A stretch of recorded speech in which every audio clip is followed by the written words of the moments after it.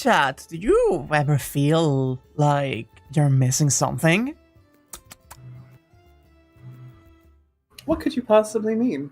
I don't know, I still got like that weird background anxiety going on. I feel like I'm forgetting something. I don't see anything wrong. Weird. The chat's not popping up on screen, maybe? I know that. I did account for that. It should be fine. I can reset it to make sure, but it should be fine in a couple of seconds. What's with the crown? It's because she's a princess. There was some conversation earlier this week about princess coding and the triad of maid, knight, and princess, and I just felt a little bit princess pilled, is all. Have you never felt a little bit princess pilled before, chat? I think everyone deserves to feel a little princess pilled every now and again. A little princess pilled. Let's see if that works now. There we go, see? There's chat. Oh my gosh. We the chat I just we saw are. what you have for the banners this week.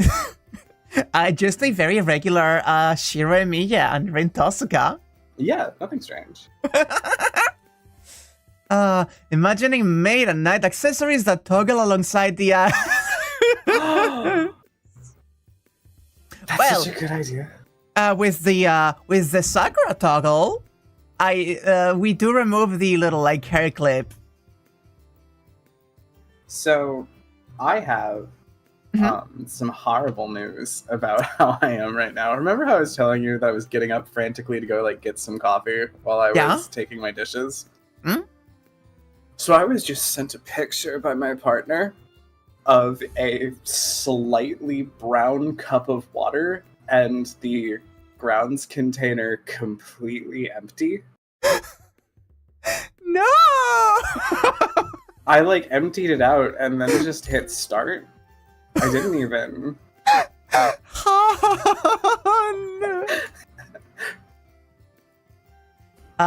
So, despite the fact that I am currently wearing the crown like a little princess, Sakura is the princess and I'm the maid, actually. I'm committing a slight and I will be put to the sword after this. Don't worry about it. I'm sure Saku's very excited. Chat is there, we're just emotional vampires and don't show up in recordings. Is it just mirrors or recordings too with vampire lore usually? It depends on the lore and depends on the vampire. Mm-mm. I think it's different depending on like the clan in Masquerade, but... You showed your wife the scene with everyone cleaning Rin's house. She laughed at Saber having problems picking up Rin's marble. I don't think she had problems as much as she did not expect the weight, right? She just like saw the thing on top of the box and she was not thinking about it as a training area. And she was like, what a queer little cattle is this?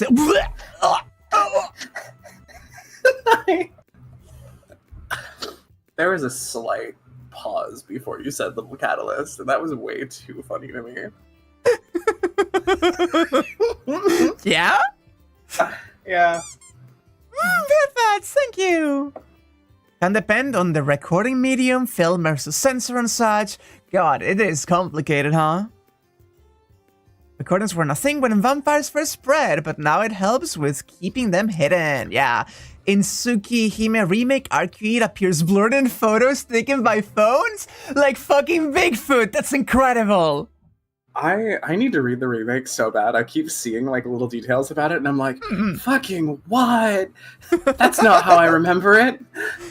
Hi, Hey, Tom! Welcome, everybody, to the stream. Thank you all for tagging along for us, just fucking about and enjoying ourselves at the beginning as usual. And let's actually move to the game itself. Hey, Witch of Heaven, everyone! Cryptid GF. The gang's mostly here. Anyway, Just a normal Shirou Miya and a normal Rin Tosca. it is just regular Shirou Miya from Fate Stay Night and his girlfriend. How was the Dottie? Oh, Is that a real cup of coffee? Thank you very much. She got it, Chad. She got it, I Chad. really appreciate it. No, I don't have a coaster. Be gone. We're live. Go away. It's okay. She's welcome here. We drag her in and we just put a new PNG app on the stream. I think that would kill her. There we go. And now I stream to you. Let's make it happen. Let's do this. Let's make it happen, as they say. Let's peek.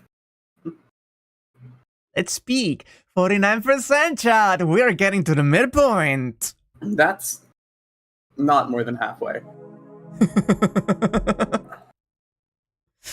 So, oh, right. Right. We have new lore things to do. We are possibly going to go to the church immediately.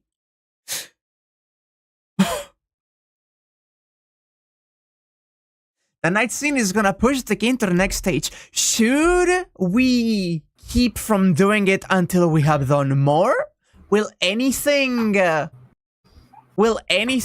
happen that we should be doing first, or is that fine? Wanna make sure. I know there's much more lore things that we have not checked, so it's not going to just like kickstart. It's fine. It's fine. It's fine. But fucking come on, Discord, please. Can you see everything? No, I can't. Let me Rejoin? Take your time.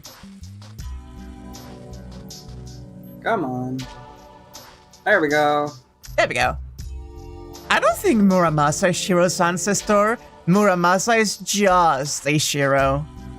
I would argue that all swords are descendants from Muramasa. Oh, we're past the pseudo-missable scenes. Okay. Thank you. I see. Time for church then. Take me to church. I had a feeling. I had a feeling. I was thinking of it. I had a feeling. What a shame.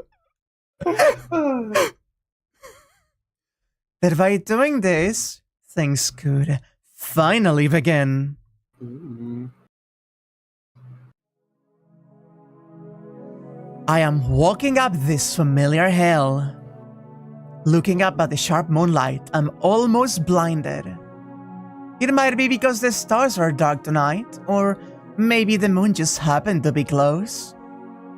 Below the tranquil empty sky, so close that I could touch it if I stretch my arm out. Two silhouettes await our arrival.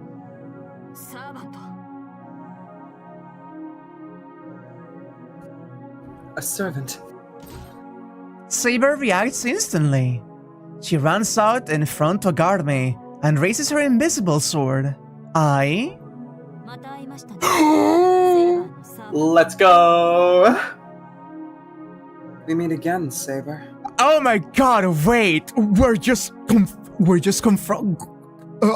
Let's fucking go. I was just saying before stream I want to run into Bazett today. It's like Christmas. No, I suppose this would be the first time for you. I just felt my stomach drop. Yeah, we just defeated Archer. I stare fixedly at the Magus, utterly stunned.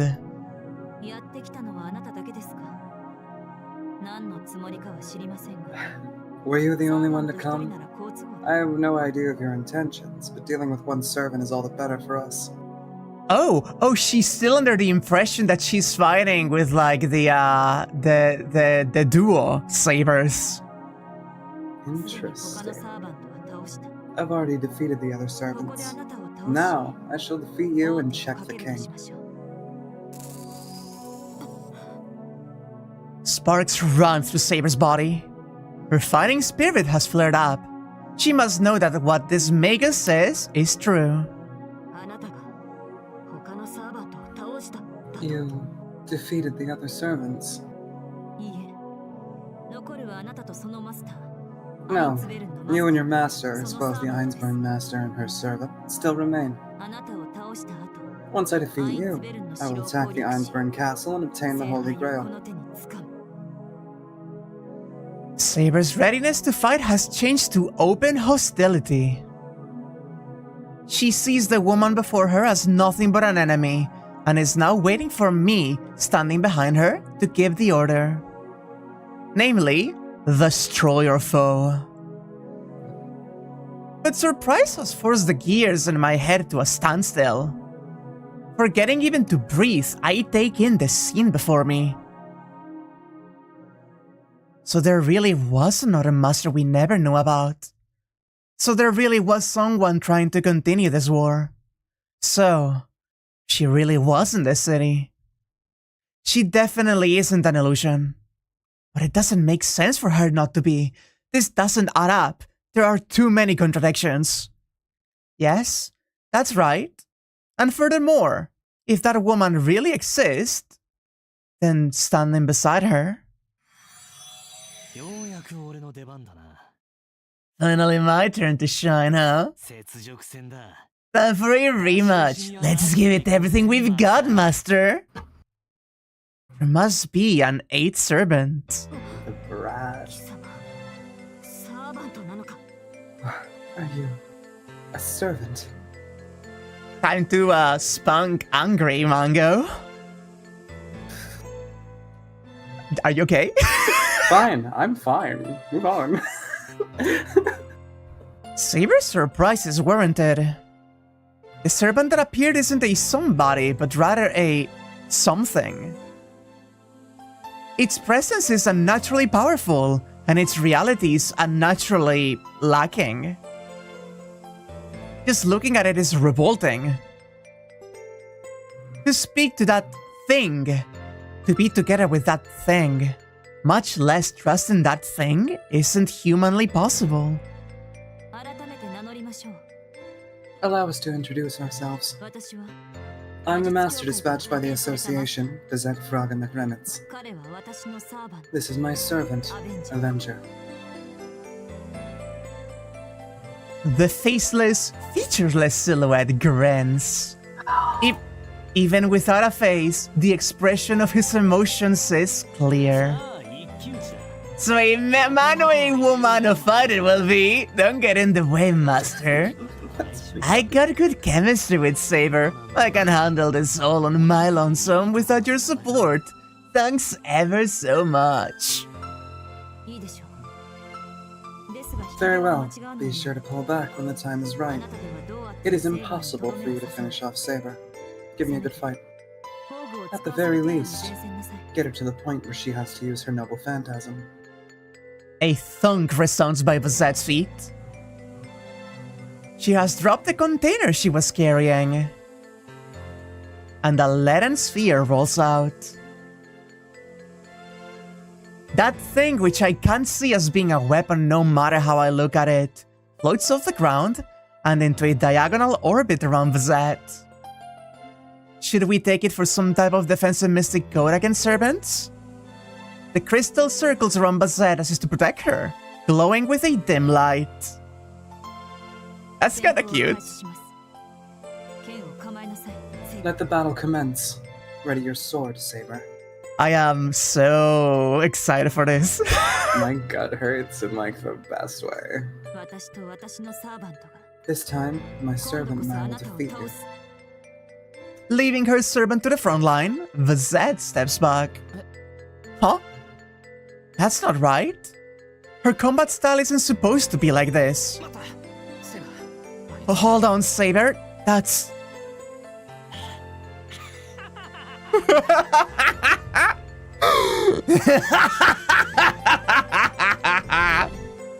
As is to obliterate the sound of my voice. No, to do exactly that, Avenger rends the air with an exaggerated war cry. Holding a pair of brutish swords with a reverse grip, he rushes at us. I'm moving in, Shirou. Stay back. Saber responds to the charge of the silhouette. With no time to stop them, the battle between the two servants begins. I Yeah, also Shira love your surely anger. knows something. And thank you, I appreciate it. Saber and Avenger. The struggle between the two is more like watching a warrior grapple with a beast than the elegant meeting of blades. The warrior is Saber, the beast is Avenger.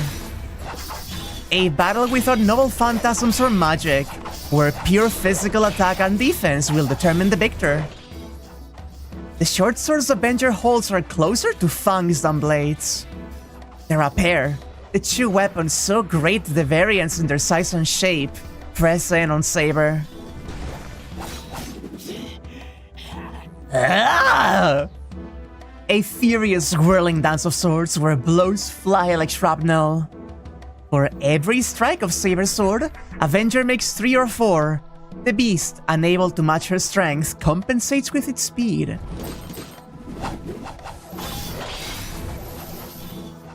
A uniquely bizarre and haunting scene. Avenger's speed is far from slow. His footwork is dizzyingly nimble and quick as he unceasingly swings the pair of fancy wheels. As though delirious from fever, he fights, his only purpose to attack. He's more than fast enough for her already. But then comes the next attack, and then next after it, and I see Avenger raise that speed.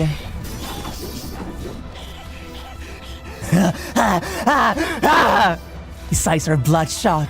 His breath comes in ragged pants from the lack of oxygen. His body screams that anything more than this will be impossible. And yet, Avenger ignores it all completely and immerses himself in the battle. Stronger. If she blocks this attack, he has to hit her even stronger. Faster. If she can throw that strike aside, he has to do it faster. His body is without limits. No, it's just that he doesn't care about the limits. He is a beast, stricken with a madness that drives him not to heed the exhaustion searing his brain. Huh? I rub my eyes. That's the servant style, huh? Murderous rage seizes from him like vapor, turning his physical outline vague. His distorted and inflamed desire to kill becomes a mirage that envelops his whole body.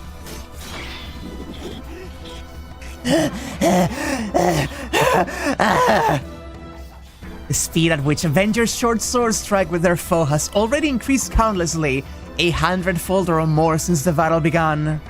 A ceaseless torrent of swords rains upon his foe. However, Saber's blade deflected them, each and every one.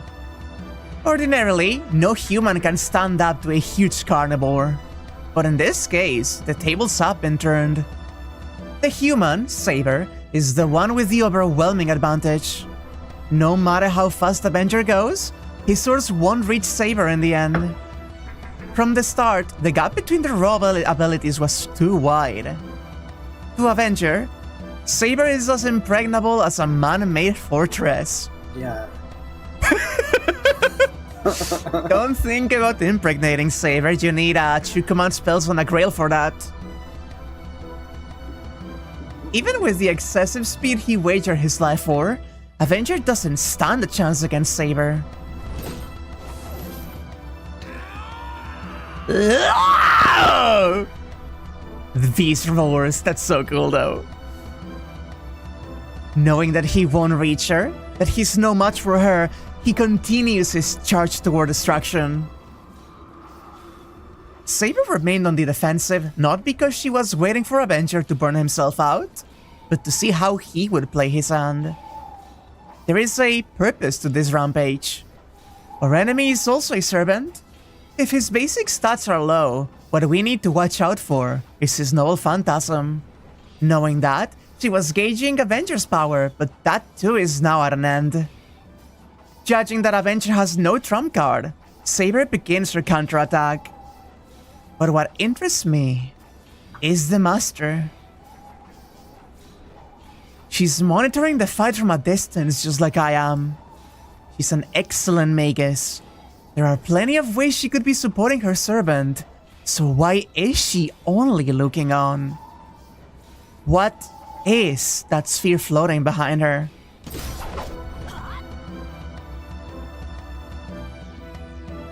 Saber's sword flashes. With one swing of her sword, she will perform the last rites to end this rampage.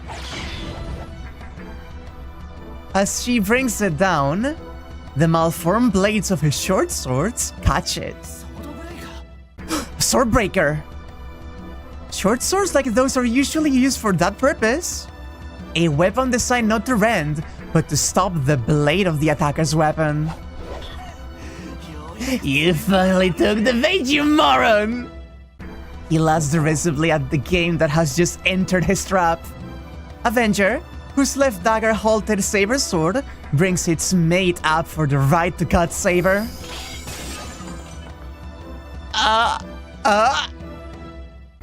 The fangs are pulverized, shattering without a trace. The left hand sword that held hers, and the right hand one aiming to slash at her armor. Saber obliterated them both in the blink of an eye. Saber's sword descends. What the hell kind of bullshit magic burst was that, you bitch? He jumps back, shrieking in anger, but all too late.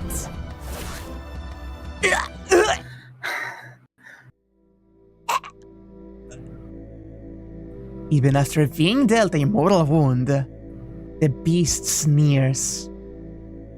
Her last blow laid him open from his right shoulder to his waist.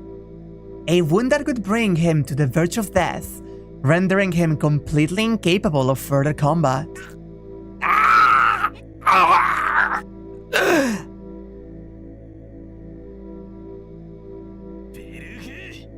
Verg!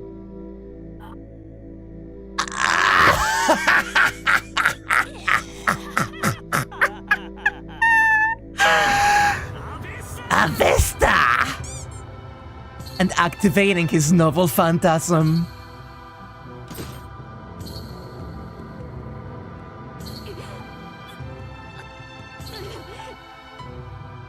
I am having fun voicing this boy, by the way. I'm loving watching you do it. You're really going for it. As she cuts down Avenger, Saber crumples to the ground, like mirrors facing one another. Saber, without a single visible wound, clutches desperately at her torso, just like the fatally wounded Avenger. This is a curse. A primal curse of shared pain. Saber struggles to stay on her feet. It's what I'd expect from a prim and proper little heroic spirit like you. Not too slow on the uptake, are you? As you've surely deduced by now, this here's the most simple curse in the whole wide world. All it does is take the wound you gave the other guy and throw it right back at you. I call it Avesta. A shitty third-rate novel Phantasm that can't do anything until I eat damage. That guy. Avesta. Using the Book of Zoroaster as a noble phantasm. Oh, no, just a worthless copy, ma'am. It's not near as great as one of those damage-multiplying scriptures, but I had to admit that it has its advantages. Get what I'm saying, Saber? That wound's written on your soul. Your standard, oh so proper healing won't do a thing to it. Until my wound heals, your pain isn't going anywhere.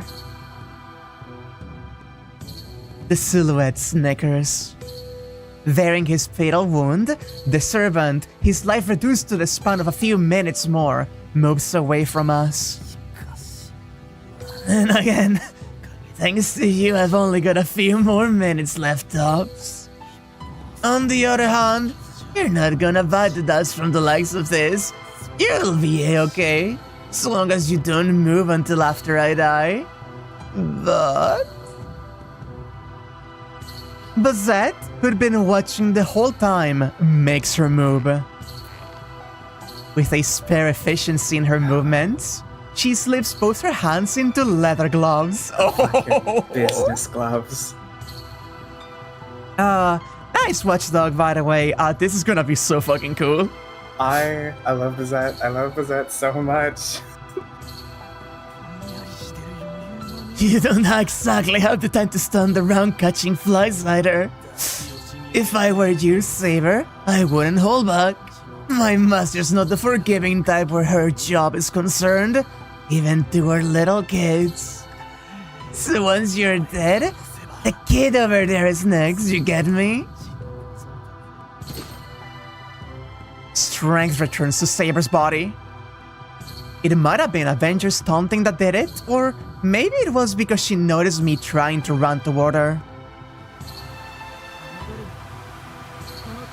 Do not underestimate me. Do you really believe a wound like this would be enough to stop me, Avenger? Saber's sword reveals itself. Her enemies number only 2. The distance between them is sufficient. From this position, the church will also be mowed down along with them, but she has already confirmed that no people are inside. Shirou, I request permission to use my noble phantasm. Please hurry, the enemy master is making her move. The sphere floating behind Bazett is being charged with electricity. It begins. It begins. Also, Wow. hey, remember that I've had this fucking saying out in the thumbnail since episode 1? Oh my god, no I didn't. Holy shit. It's been there the whole time. I don't know what she's trying to do, but that Magus looks like she's going to attack Saber from over there. Bazett, ball till you fall, McRemets. But with that? That's like using a pebble to attack a tidal wave. Saber, it's up to you. Just try to limit the output as much as you can. I love that chat is just single brain right now. The activation itself happened in an instant. She has to hold back the output as well, but the deployment of the Noble Phantasm doesn't even take a second. Once activated, its speed and power are unrivaled by any other. In a contest of pure power between Noble Phantasms, only Ea, the sort of rapture held by the King of Heroes, can match Saber's Holy Blade. Having been struck directly by that sword, no human magic, whatever the kind, can hope to match it.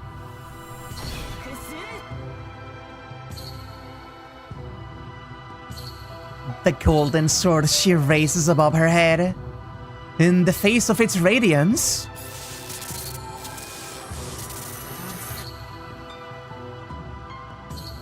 Answer her. the Magus lets out a breath against her right fist, as if whispering to it. Oh! God. It's been a while since we heard her do that. Yeah, a sort of light that bisects and vaporizes all it touches. And after its head start, though it obviously came later.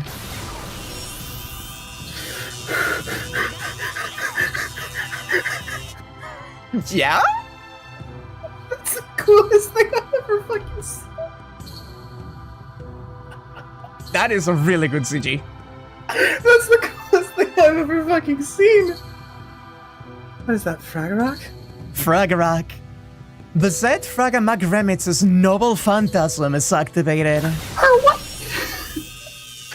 That's so fucking cool. She punches it.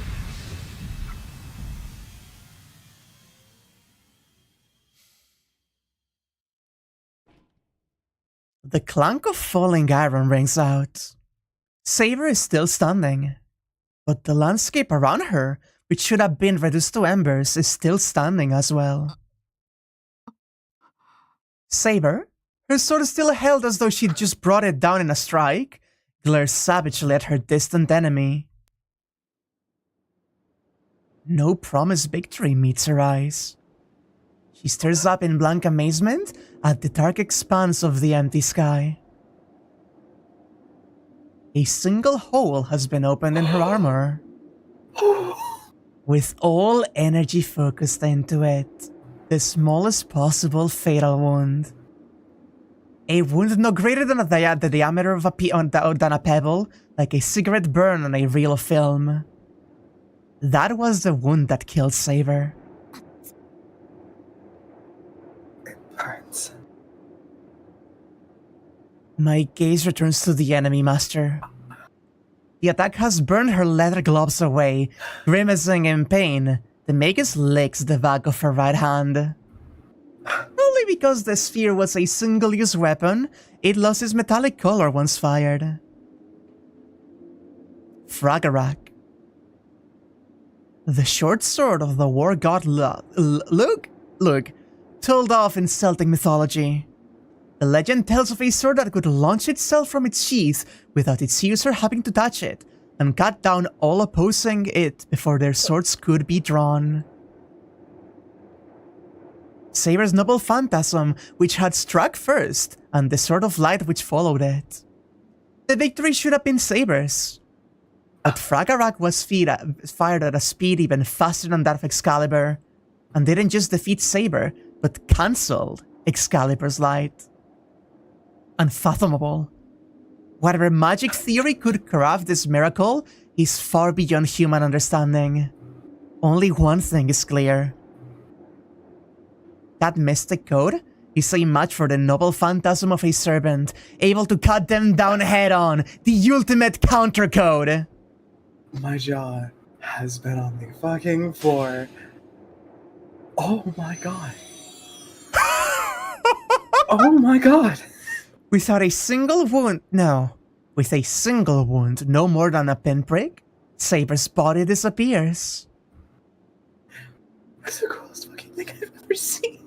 The magus is walking over to me. I am too filled with regret over the loss of Saber to move. The enemy is right in front of me. Hoping at least to land one final blow on her before I die, I ball my hand into a fist and... Huh? The female magus strides right past, as if she has no interest in the likes of me. I turn instinctively, and there... Howdy, loser! The black servant is standing. The first slash rips me open at the shoulder, then the blade swings back to its original position, severing my neck with it. The sound of something rolling on the ground enters my ears. The earth surface nears me, and then I tumble, rolling and rolling and rolling over and over again. Pick a different partner and try again. Next time, try to get someone that knows this lady's trump card a little better. The black servant didn't speak in mockery. His words were straightforward advice. It's as if he's the one who really wants to kill her.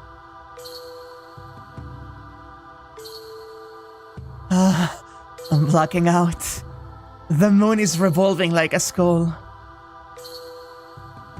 And thus, the ever-riddled Holy Grail War, without ending, sends out the next runner.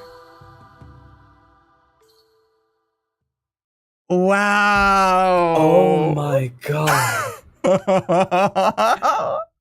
That was the coolest fucking thing I've ever seen in my life. She fucking... What?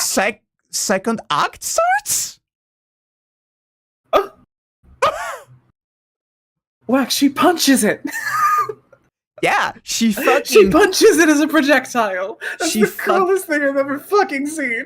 She fucking blew Fragarak right through him. Also, sorry, the Fragarak sword of the god that pierces anything before it has been sheathed and just hits Saber faster than she can actually blow her away with Excalibur. Lancer's Gaybolg, reversing causality to pierce the heart first and then reach it. What is with Celtic weapons and this bullshit, huh? Fucking carried, TBH. I'm gonna scream. That was so fucking cool. It's so fucking cool. Also, I can finally send you so many cool art things of Bazett now that you have seen her fighting. You didn't tell me Bazett fucks severely. Yeah, that's Lancer's dad. That was incredible. Saber didn't roll the nat 20 on the lag roll the way she did with Ku. Oh, she's so good. She's so good. So, she's a summonable alter ego servant in FGO. And her noble Phantasm gives her the Fragarak counter stance that if she gets hit, she will just obliterate anyone in return. Thus, making her the only character in the entire game able to beat any combat in one less turn than any other servant by virtue of being able to just kill you on the turn of your attack instead of hers. That's so cooked. I am genuinely in awe. I expected her to be sick and really cool. But that was like the coolest thing I've ever seen. Yeah, you expected her to be like a really good combatant and do something cool. You didn't expect her to one-shot Saber. I didn't expect her to have her own goddamn noble phantasm that she carries around with her. Yeah, if you just have a relic like that, you can just fucking use it, you know? Oh my fucking god. Oh, I love her so much.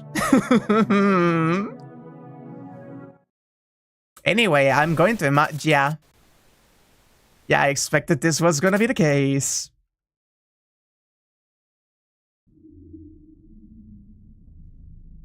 Whew, like Shirou with Avalon, yeah.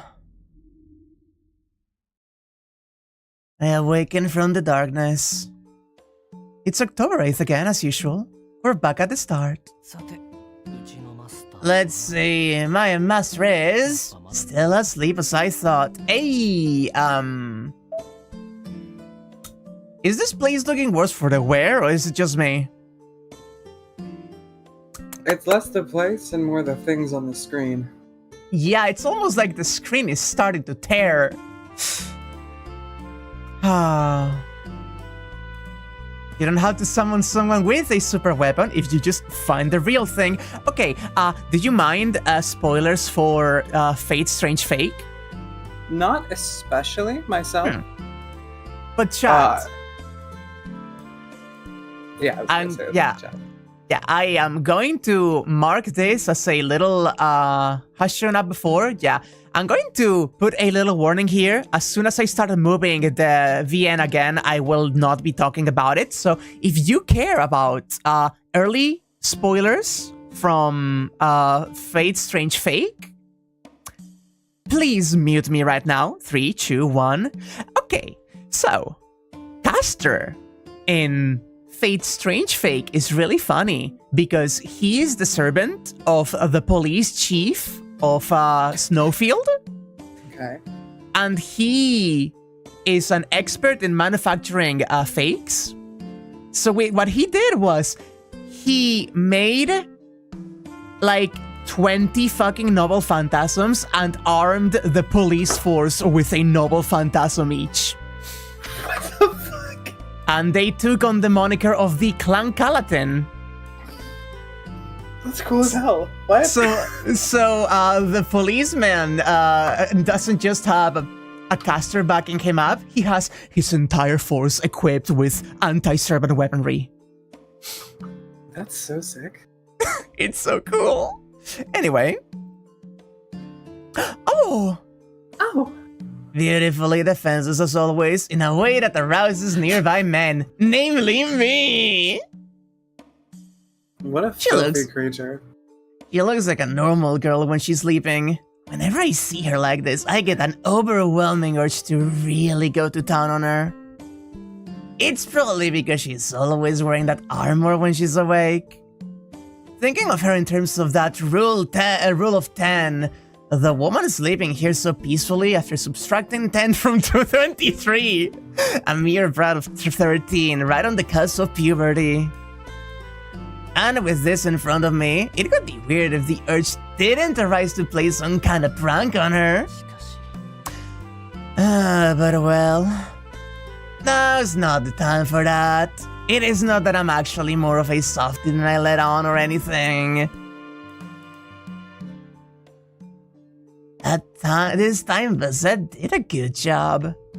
Using my novel Phantasm and Bazett's Mystic Code together to maximum effect, we defeated master after master. In the end, we even crushed Saber, who up until now had turned the tables on us every time. Berg Avesta. My novel Phantasm, which sealed Saber's movements away by inflicting a fatal wound, or at least what seemed like one on her. The trick behind it is this: it's a curse of retribution. A curse that inflicts the victim's wound upon the attacker as well.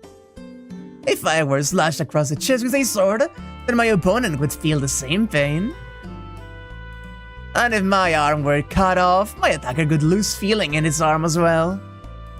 It's a passive novel Phantasm to the end, but it has the huge point in its favor of ensuring the retribution will be carried out no matter what. Originally, this sort of reversal curse had hardly any effect on heroic spirits with strong magic resistance.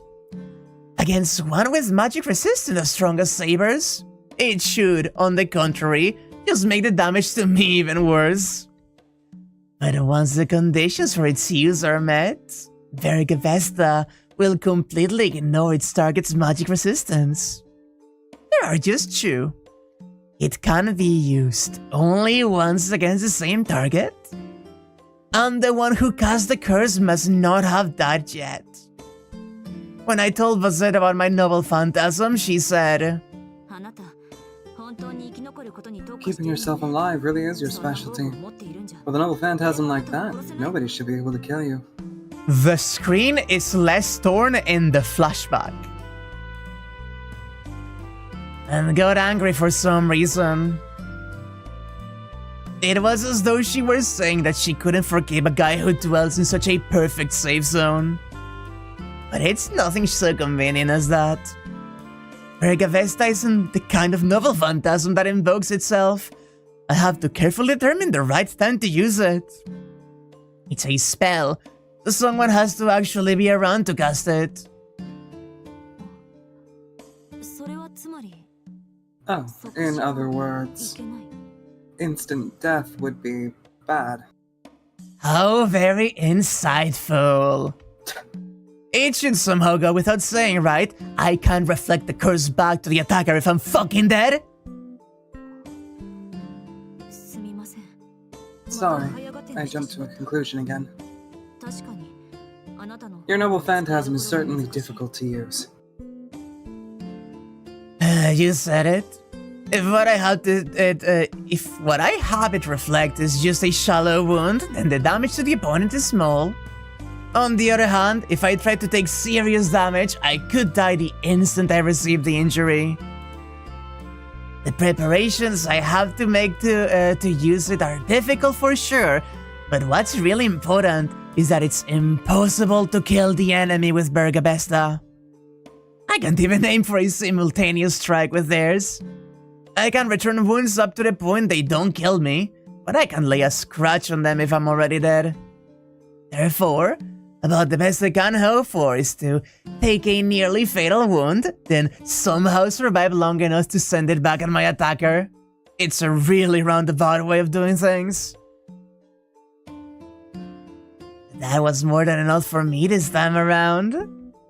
That's because I got a master with an ace up her sleeve that equals the power of a noble phantasm. A quasi-noble phantasm? Nah, it'd be a mistake to call it that. It's one of the few that, after the passage of untold millennia, has remained until the present day a genuine noble phantasm. The noble phantasms of servants are just objects that they owned while they lived, and are nothing more than lost legends today. But Bazett, no, those of the Fraga bloodline have.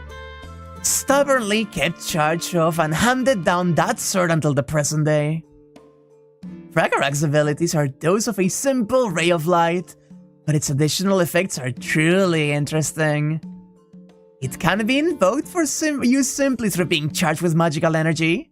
Rather, it's an interception armament specialized solely in countering. It won't be awakened unless faced with the opponent's greatest attack. As soon as the enemy starts the attack, Fragarak will activate itself on them before they can finish it. Fragarak is an attack with the power to go against the flow of time. As for the result of its use, look at how Saber went down for your answer. So fucking cool. Once it comes down to a face-off between two noble phantasms, nobody can stand out to Bazett. If there's another noble phantasm out there that can beat it, it'd need more than just speed or strength. It would need to have something about it that could undermine Fragarak's special characteristic. As far as I know, there's nobody with a freaking ridiculous noble phantasm like that. Well, except for that one bastard, maybe? I'm repeating myself, but in a fight between noble phantasms, Bazett is pretty close to a god of war. Then, the rest is simple. I use my noble phantasm to its maximum effect to pave the way for her. I drive the enemy servant into a corner and lead them into using their own noble phantasm. And, after I do, it's showtime for Bazett. The timing of Fragarak's invocation or the difficulty of activating it are of no concern to me. Whatever kind of pain and hardship is felt by the body of a human tasked with bearing a cursed sword from the Age of Gods, it makes no difference as far as I'm concerned. Bazett's never made so much as one wrong move in all of this time. As a partner, that's probably the part of her most worthy of praise. Thanks to that, she was even able to beat Saber. Like that one game. Only the Einsburn Master remains. The last ticket to Bazett's heart's desire is almost within her grasp. Man, the fact that things have gone this smoothly means we must have odds about as high as the stars in the night sky on our side. To put it bluntly, there was about a 1 in 4,000 chance that it would turn out so well. That's about the number of stars that can be seen with the naked eye. Still, that doesn't change the fact that we've gotta start all over from scratch again, doesn't it? Bazett's eyelids begin to flutter. She takes a pain-sounding breath, but then, as though relieved, lapses back into a calm silence. Should be another 20 seconds or so before she wakes up. Well then, once she's awake, she'll be itching for a fight, so I guess I'll go hide myself in the corner where I can shake and tremble in fear. If I try messing with her like usual, there's a very good chance she'll send my head on a permanent vacation from the rest of my body. I guess this is the last time I'll be able to see her clearly. Huh. Scratching my head at the trivial but lingering attachment I'm feeling, I retreat into the safe zone. Avenger is a fascinating creature.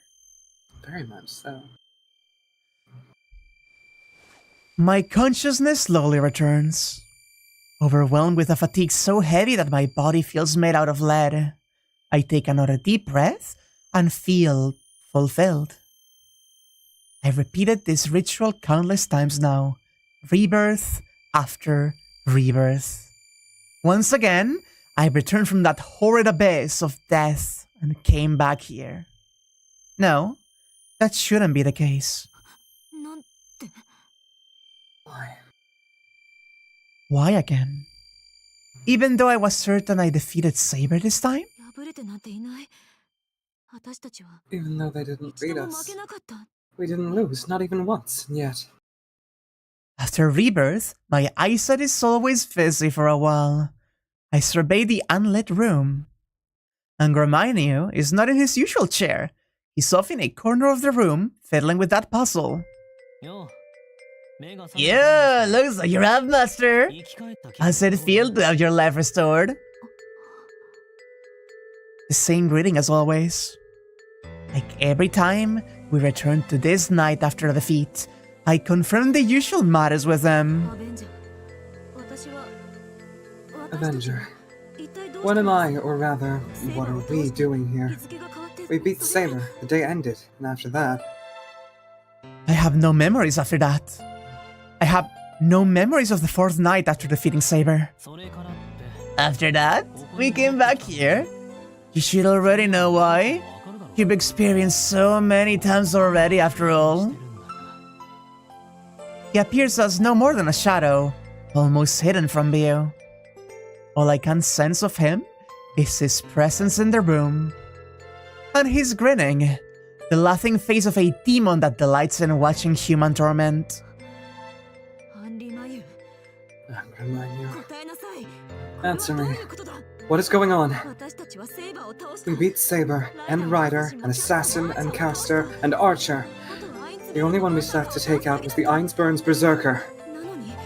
So why? Why are we back here at the first day again? Slam my fist into the sofa. My body, still stiff from rigor mortis, moves to the force of my anger alone. My servant, Angramainio, hasn't moved from the corner of the room, but remains there, gazing at me as he grins. Why will you not answer me? You are my servant, are you not? Your role is to cooperate with me so we may fight and win together, so what is this? Irritation and disappointments and the words rushing out of my mouth like water through a burst dam. Well, of course.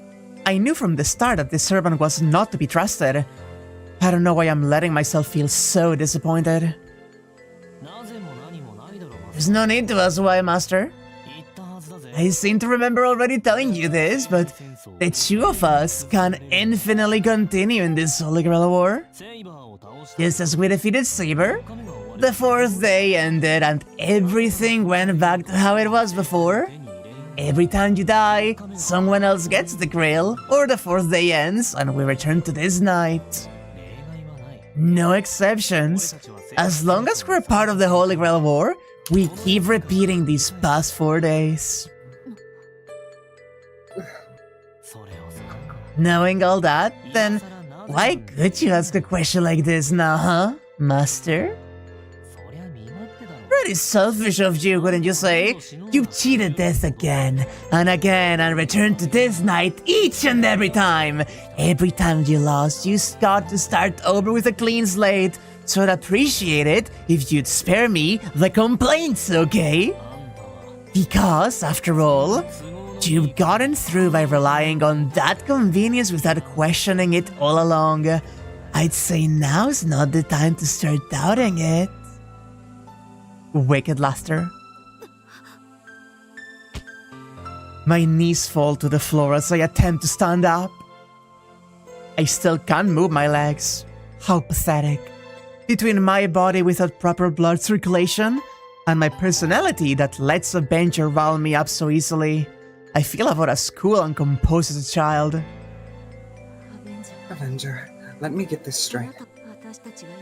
It doesn't matter whether we win or lose. When the fourth night comes, we're automatically sent back to this night. In exchange for being protected against death in these 4 days, we can only live in these 4 days. This is the rule of the immortality that I obtained. You got it! Way to get right to the point! Come to think of it, I really ought to have told you that right at the start, eh? My servant begins whistling in an entirely exaggerated display of high spirits. Of course. An explanation like that doesn't begin to solve this riddle. There's still a veritable mountain of questions I need to ask of him. First of all,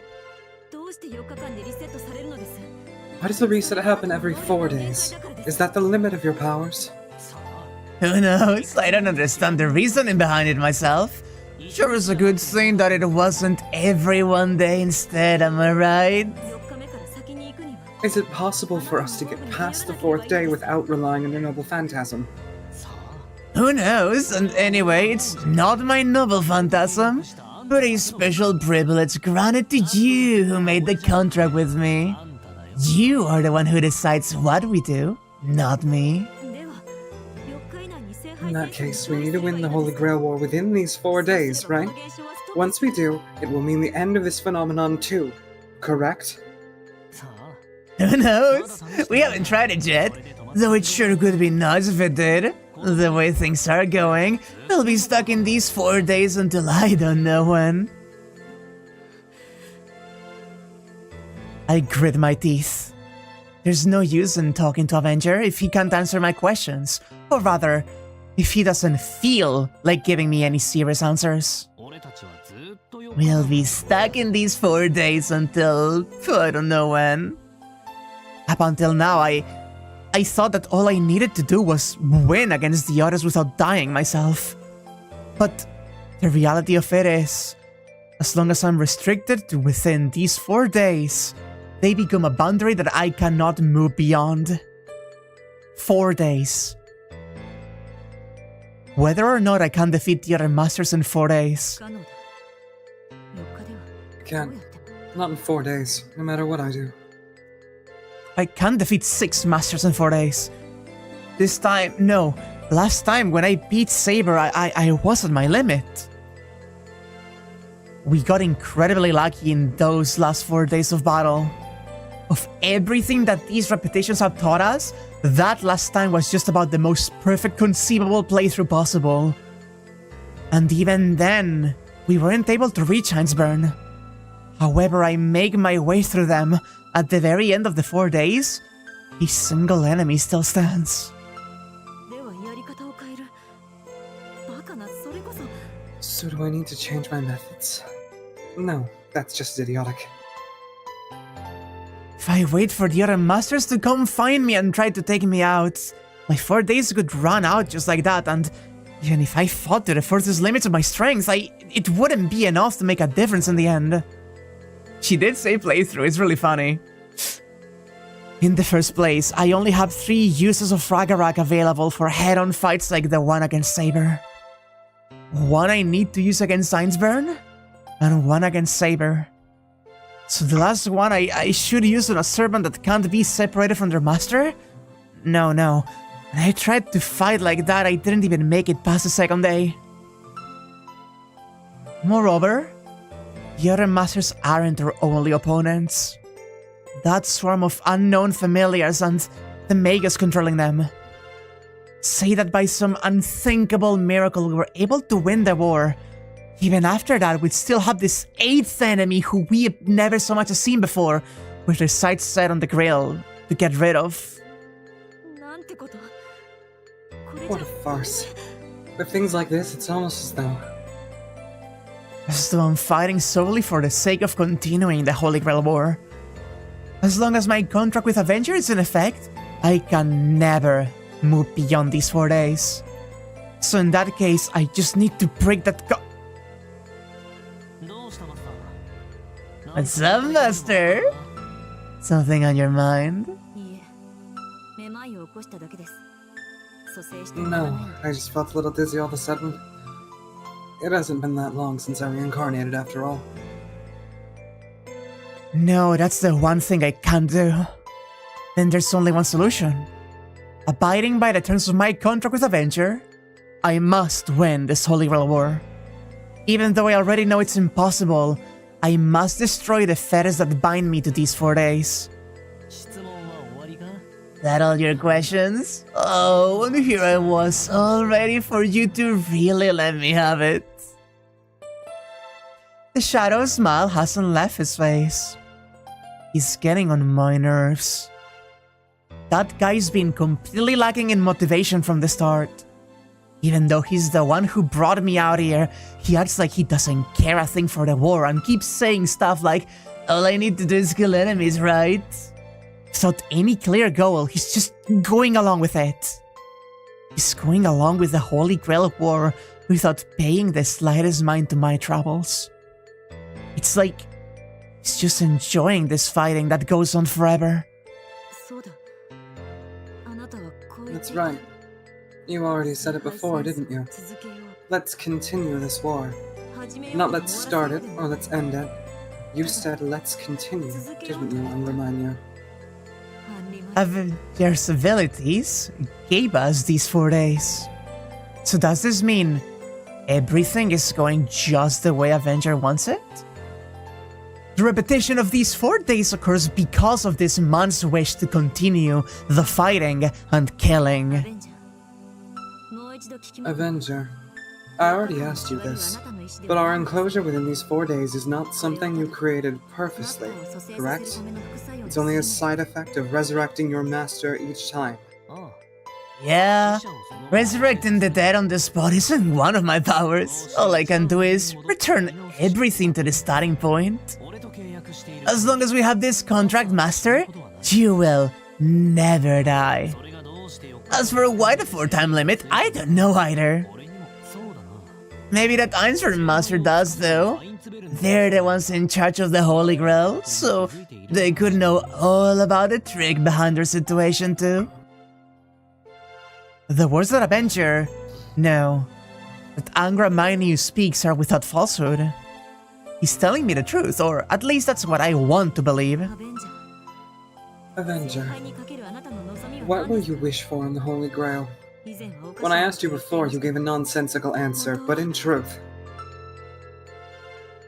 The state of affairs is what you wish for. I swallowed those words down unspoken. I can't go saying that now. I have no proof that it's true, and besides, I have a hunch that the moment I speak those words, from that moment on, he and I will be enemies. My wish hasn't changed. But what about yours, Master? What will you wish for once we win the Holy Grail War? Or even before that, what kind of wish was it that brought you here to Fuyuki City? Oh, headbuds!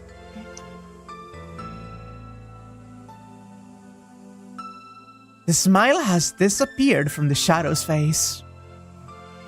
From out of the shadows, Avenger's eyes bore into mine, his face deadly serious.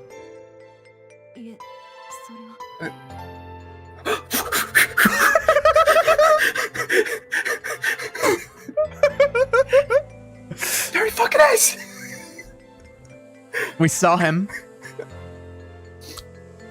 We saw him, a flash of him. Could it be that she wants to meet her father?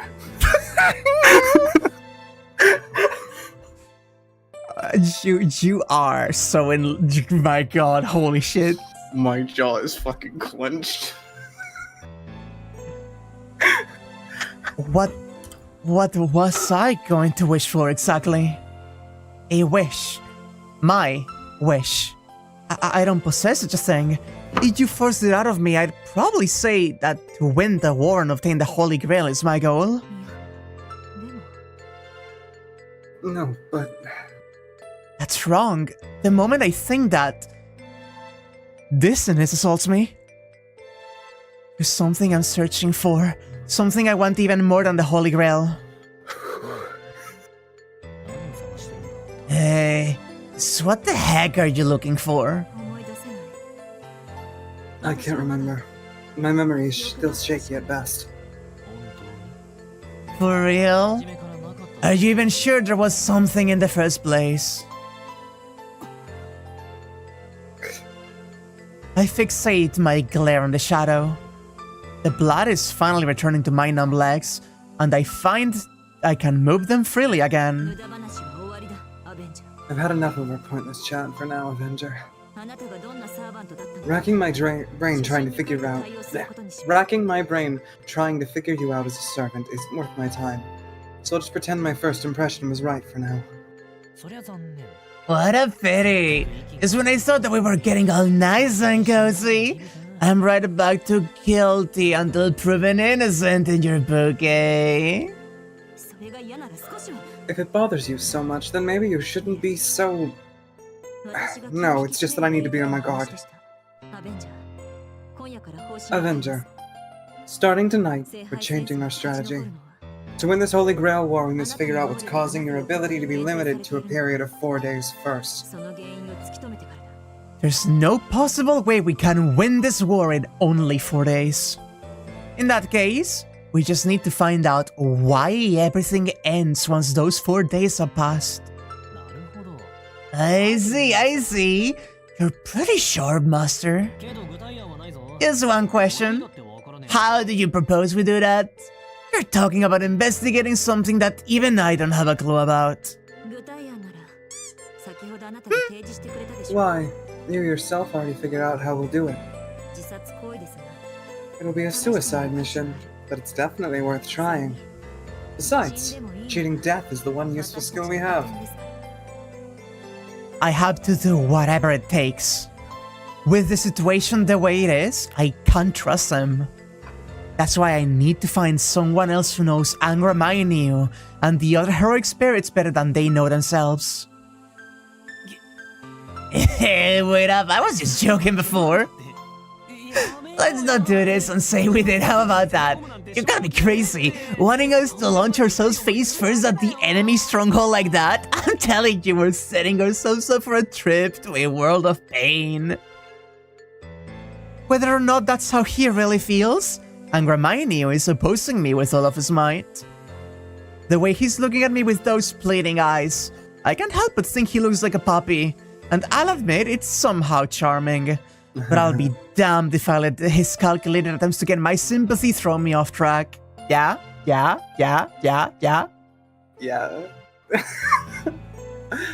He's really working on me. My decision is firm. Make the preparations, Avenger. Our destination is the forest on the outskirts of town. By the day after tomorrow, we should reach the Ironsburn Castle.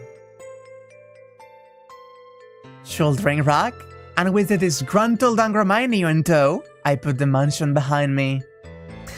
So what is the best mental image when you read with him in tow? Like, tugging on the leash, pulling him behind, or just hoisting him over her shoulder and carrying him? Have you seen those videos of like the Shiba Inus who decide that their walk is done and they just lay down and they have to be like dragged?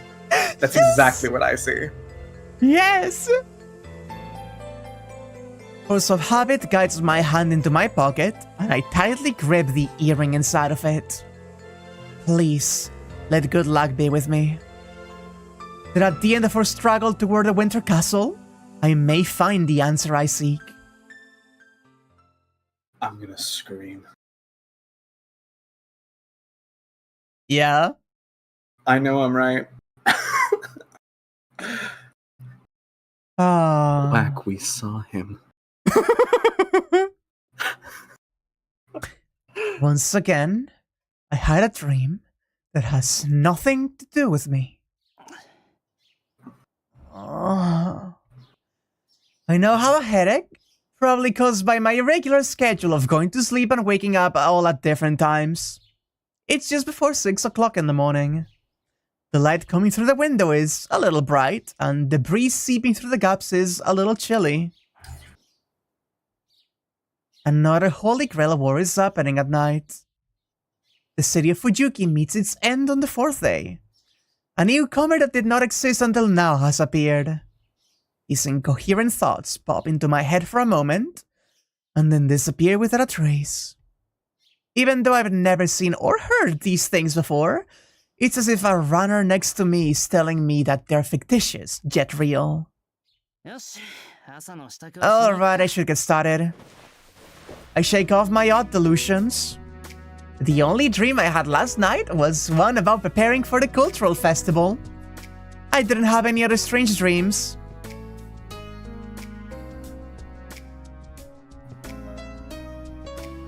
The sky is bright and clear. I'll go spend another day selfishly filling up an empty room. Well, go ahead then. You too, Shirou, Sakura-chan. Make sure you're not late. Fujine hurriedly takes off for work. The time is just past 7 o'clock. The atmosphere at the table usually takes on a carefree air once she leaves, but today, a dangerous topic has been brought up.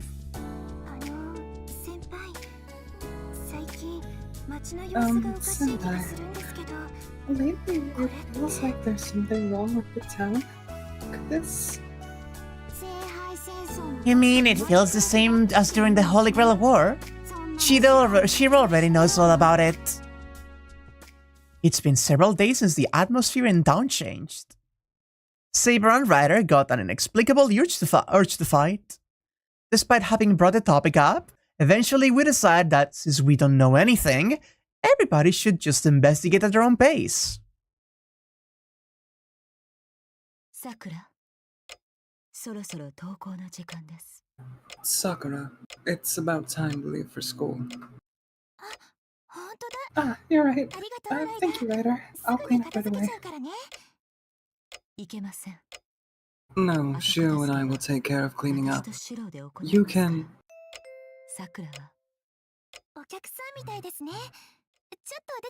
Seems like we have a guest. I'll get the door. Oh, I know what's about to happen. No way. Could it be the newspaper solicitor again, perhaps? If that's the case, it will be quite a burden for Sakura. It has to be, right? It's the second act, right? It has to be, right? Ryder stands up. Come on. A sense of bloodlust drifting slowly through the air. Seems like the problem with frequent soliciting has gotten particularly bad around here. No, there's no need, Ryder. If it's the newspaper guy, Sakura's victory is all but certain. Being her field of expertise, interrupting her might actually end up badly. Is that so? Then I shall just watch carefully. Is it really true that Sakura is well prepared to deal with that sort of issue? She's amazing, actually. Champion rank. But she did say that's hard to do when someone you know is nearby, so we should leave her alone for now. I just quietly wait for her to come back is what I was going to say. Total time required? 30 seconds. Having already repelled the overly persistent salesman or champion. Yes! Let's go! I'm back. You guys look the same as ever. Huh? The best girl has returned. Our champion has come back. Uh-oh. The vizier returns. What was everyone stiffening up all of a sudden, huh? Could it be that I've gotten a wicked ghost or something hunting me behind my back? Oopsie, I did try to make sure they were all exercised before departing. Guess that leaving it to the first years to save money was not a good idea.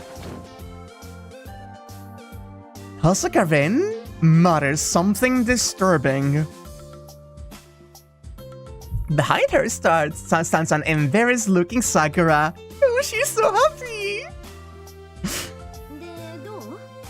So what kind of ghost do I have behind me? The long black hair out from beneath the willow, grudge-holding type? Just how much of that was intentional? The air feels too tense for it to be a joke. I don't think she's joking. Oh, Medusa, there are no ghosts haunting you. I'm right behind you, so I can assure you of that. Sakura, please!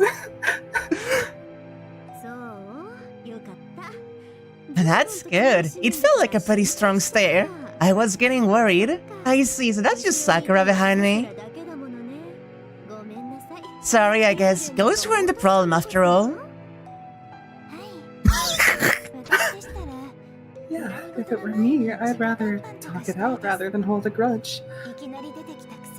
Don't get uppity after having just appeared out of the blue, I'd say. You sure got guts in just 1 month, Mato-san. You too, Senpai. Don't act like the head of the household after being away for a month. Oh my god, oh my god, oh my god. Oh my god. Ha ha ha ha ha ha ha. The affectionate sister's laugh. Scary. This is definitely scary. We're going to die.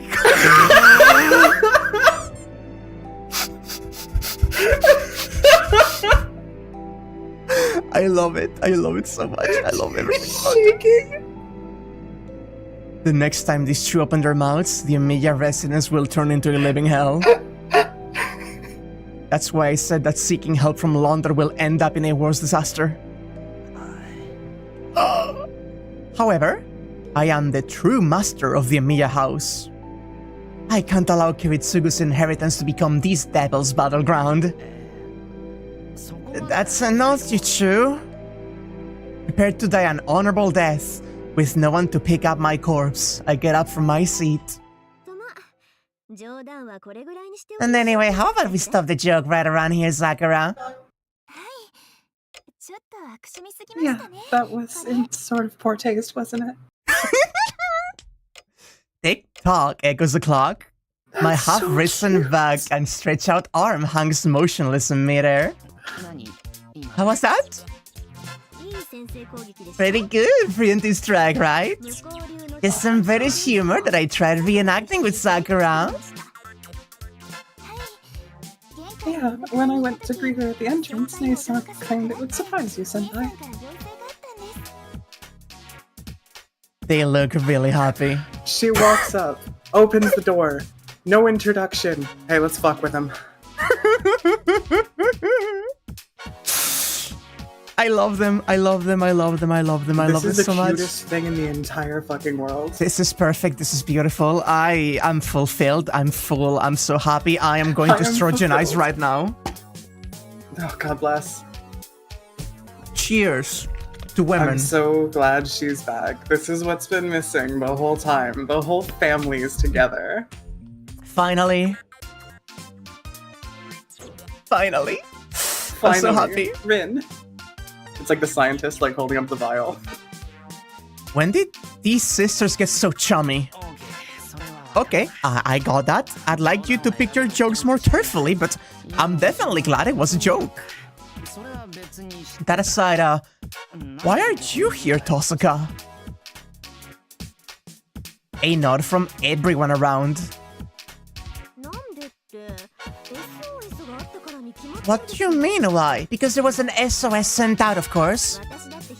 It's not like I come back just to play around. I'm busy enough as is. An SOS? From who? From you, of course. I don't care what it is, just hurry and come help us. You wrote so much it sounded downright desperate. No way, me? I might actually choose death if the only alternative was asking you for help. You can take my life, but you'll never take my soul. Got a thing to say. What do you think I am anyway? That line about taking souls makes it sound like I'm the devil or something. That's exactly it. Put your hands on your heart and think back. Remember the mess you made at Elias Castle during the summer break? What would you call that miscreant if not a deep devil? That was an emergency. A tough decision had to be made. It's not like I sacrificed you because I wanted to, Emiya-kun. I guess even Tosuka thinks it was inexcusable. Her answer doesn't have much bite to it. That's good. Very good. Back then, I very narrowly avoided being reborn twice, but it looks like even Tosuka is reflecting on her actions. Well, anyhow. Anyway, so you're saying that you got the SOS signal that I don't remember sending out and came back right away because of it? That's what I'm saying. There's no way I would come back unless you asked me to, Emiya-kun. And you abandoned all your London matters? Yes, can't you blame me? I couldn't help it. I was so worried I couldn't sleep after reading that. But besides, Fuyuki's under my jurisdiction, so of course I could have come to see how things are going even if you hadn't asked. Ah, I miss her. Oh my gosh. She turns her face away peevishly. Then, with her luggage in hand, she turns back to the hallway. At any rate, I'll be staying here for a while. Should you have anything to talk about, come to my room around nighttime. I'll go have a look around town during the day for you too. See ya, she rushes to leave the scene. That's how it is, so be nice, everyone. It seems like Maysock's a bit embarrassed to come back halfway through. Saber and Ryder, who haven't had the time to digest the situation yet, just simply nod. I see.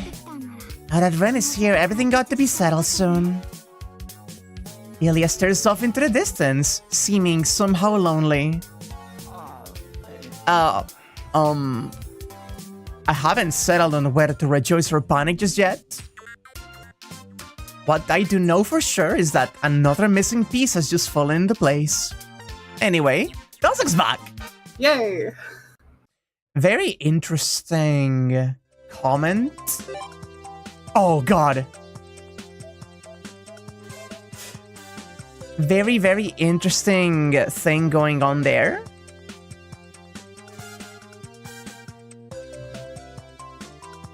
Huh?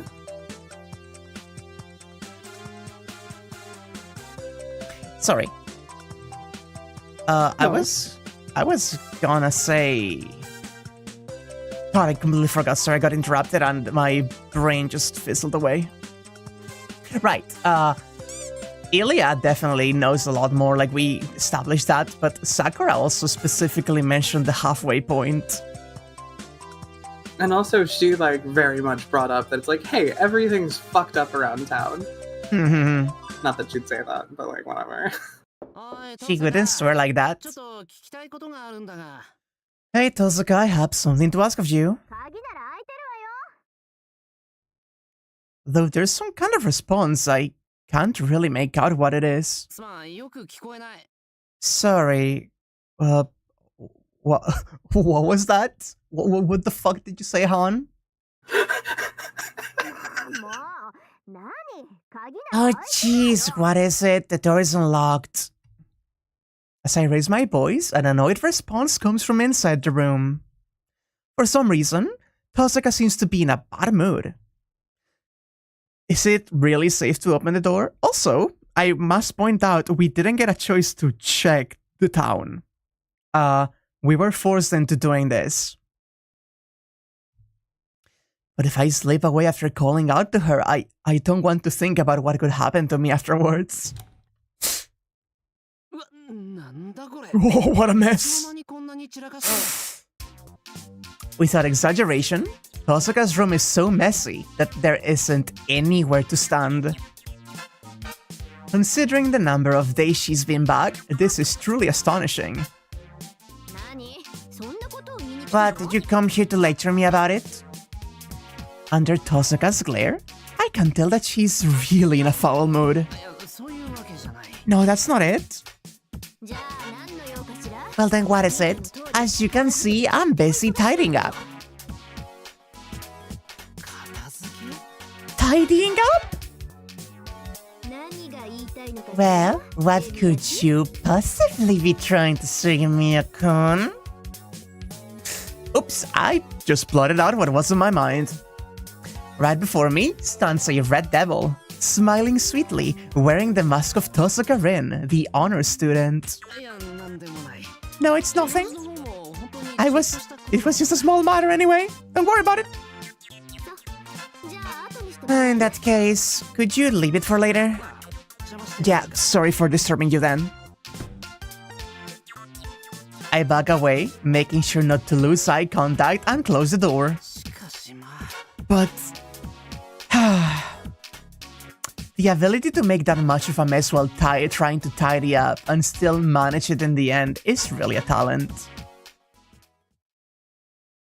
I see, so that was to both skip the day and just show you there's gonna be Rin sections now. Alert. Rin. We can go out for a walk with new content, or hang out at the Emiya residence with plot and possibly also new content. Let's continue our cycle of going for the news before the question marks. Alone. Alone. Right. Ooh.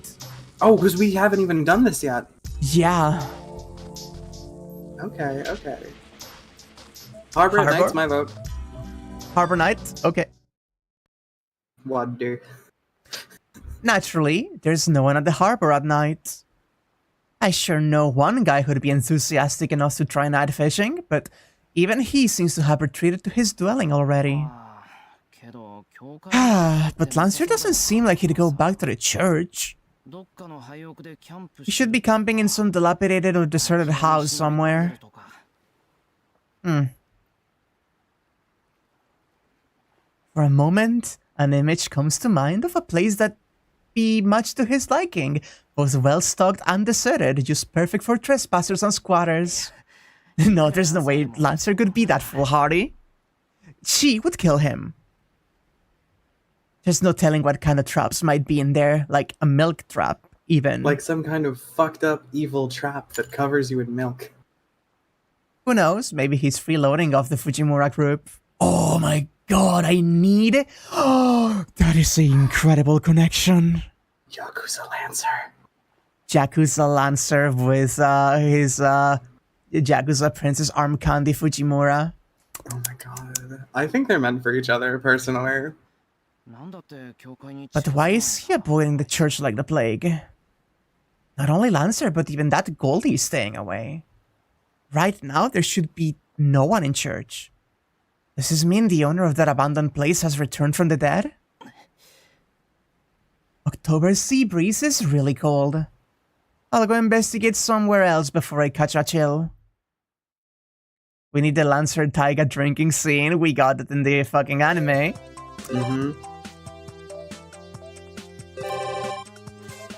Okay, let's see. Only plot. I believe it's the maid here. Lace red.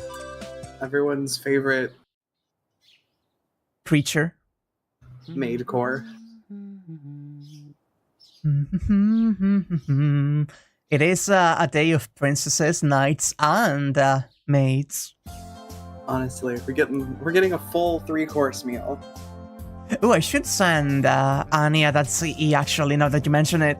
Fuyoshi maid, let's go. One refreshing morning, I find myself walking leisurely along the mountain trail. With sunlight spilling out through the grove of trees and a slight nip in the mountain air, everything is in magnificent harmony. Truly a perfect day for a peaceful walk through the woods, and 1 or 2 out-of-character songs to be whistled on the way. And then, disrupting the ideal harmony of the scene, I find something strange standing in the middle of this woodland path. Liz? What is she doing on the mountain?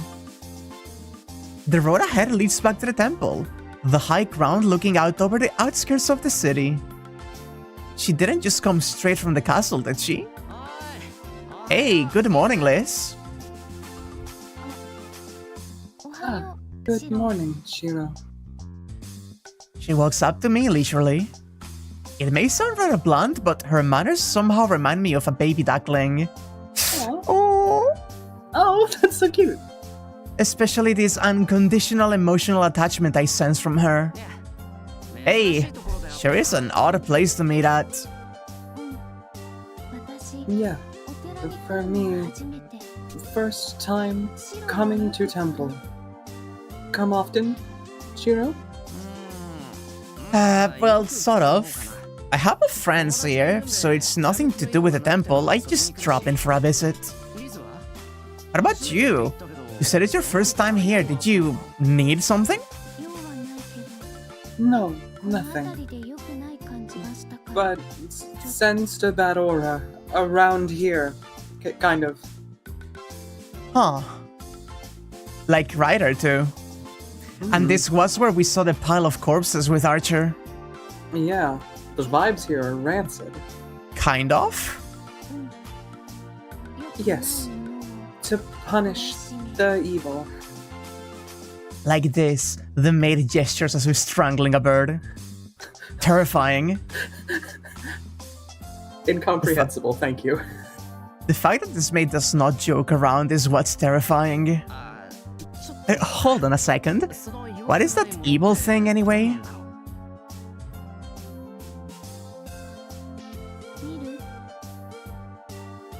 Have a look. She just skipped over a few lines in this dialogue. If possible, I'd like to ask what that dangerous thing is before seeing it. Can it actually be seen?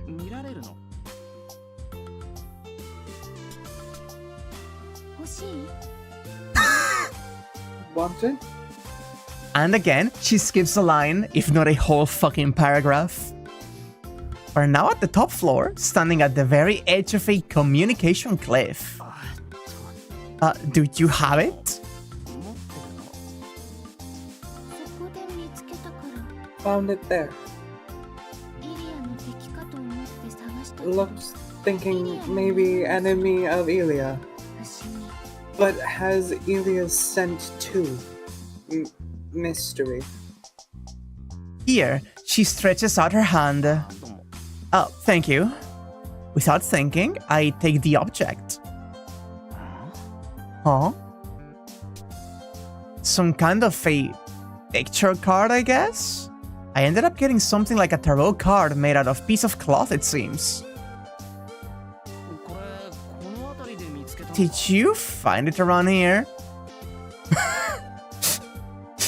Are we starting to fucking merge with the fucking Aprilia universe? Is that a servant card? Is that a class card? Please no. Was buried in ground. Definitely something ancient. Over 200 years.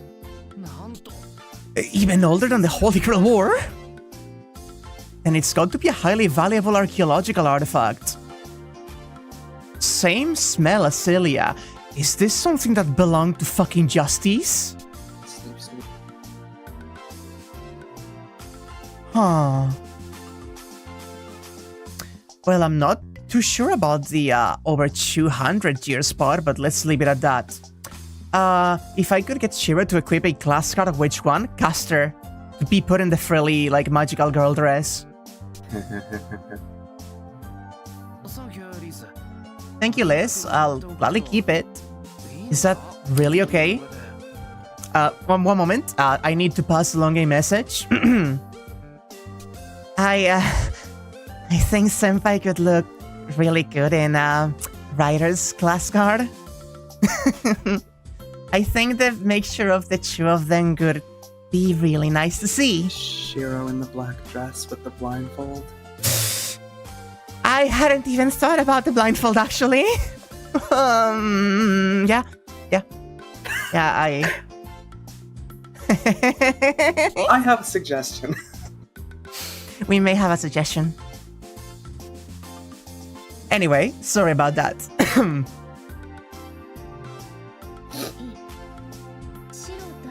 Yep, meeting with Shirou. Must be fate. Stay night. No, Liz, it's Hollow Ataraxia now. She wouldn't know. If Shirou likes it, I'm happy. That took me by surprise. Because she has a limited range of emotions, a statement like that from Liz has some serious destructive power. Shirou, I have suggestion. Then I go back to castle. Shirou too. Come play at the castle soon. God fucking mighty. Back the way she came? No, she just goes straight into the woods. I don't want to think about it, but it does look like she just walked all the way from the castle. She's just a creature who lives in the forest. Yeah, see you later, Liz. Yeah, but be careful, Shirou. That definitely brings misfortune if keeping it. Wait, so it is a cursed item after all.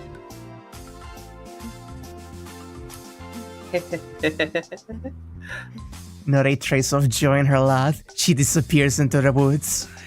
What a little freak. What do I do with this? I stare at the mysterious card. Well, it's gotta be useful for something, right? And anyhow, I'm sure even worse disasters will come if I just throw it out. For now, I'll slip it in the back of my pocket and try to forget about it. I love her. Ah, I love it.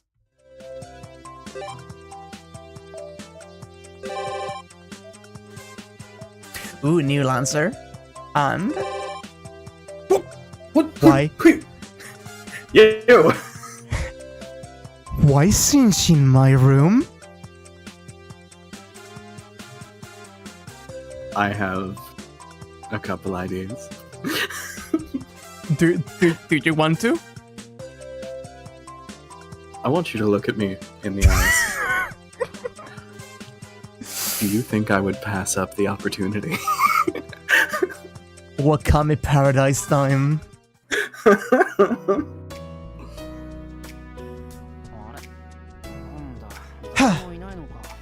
Nobody's here? On the bulletin board is a note from Sakura saying, I'm going home for a walk. For a while. On the fridge is a note from Ryder and Saber saying, we're going shopping in Shinto. Seems like everyone else is out and I'm the only one left in the house.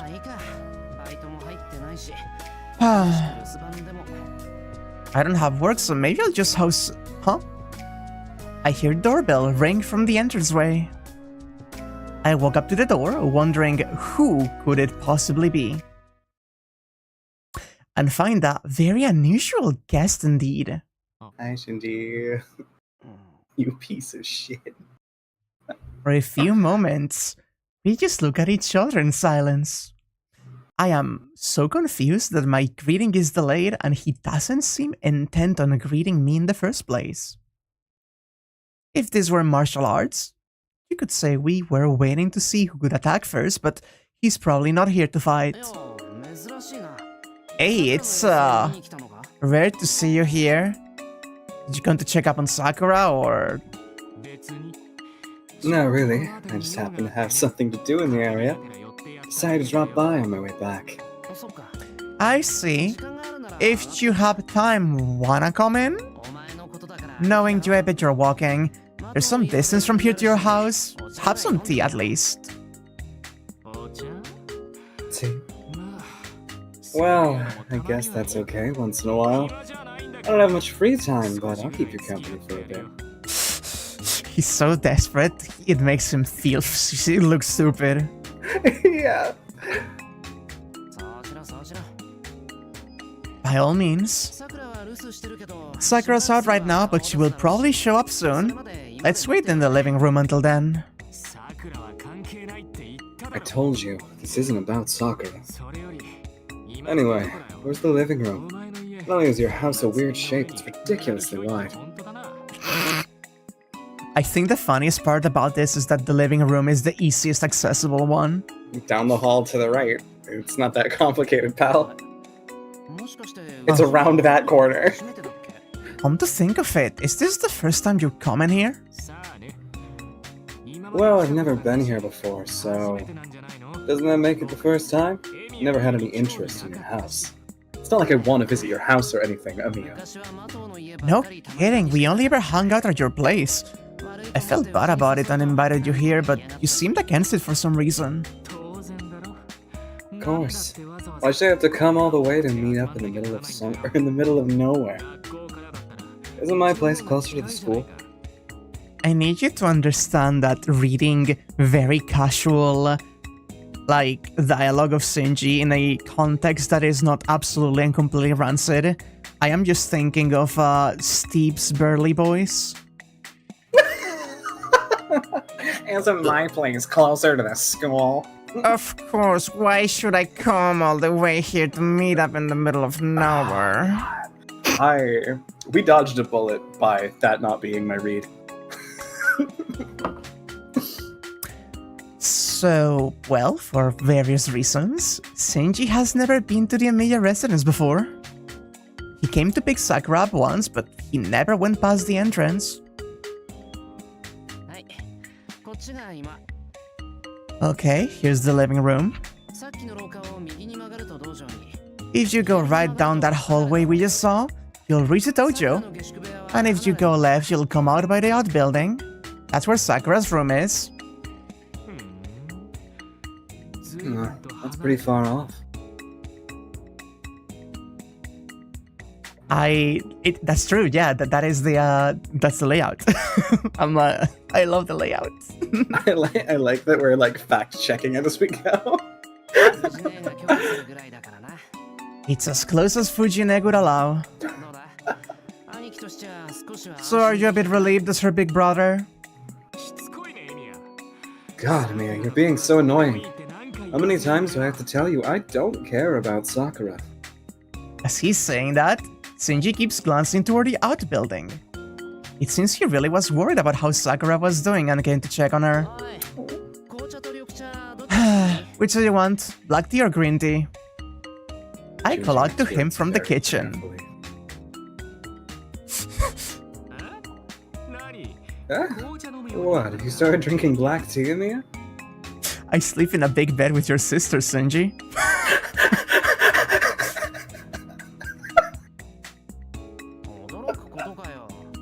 What are you surprised about? Well, the majority of the people here are black tea drinkers, so I don't really have a choice. So which one do you want? I don't have much of a taste for either. Anyway, here's your room. Let's go there first. He wants to fuck so bad. I've really only got a taste for you, Emiya.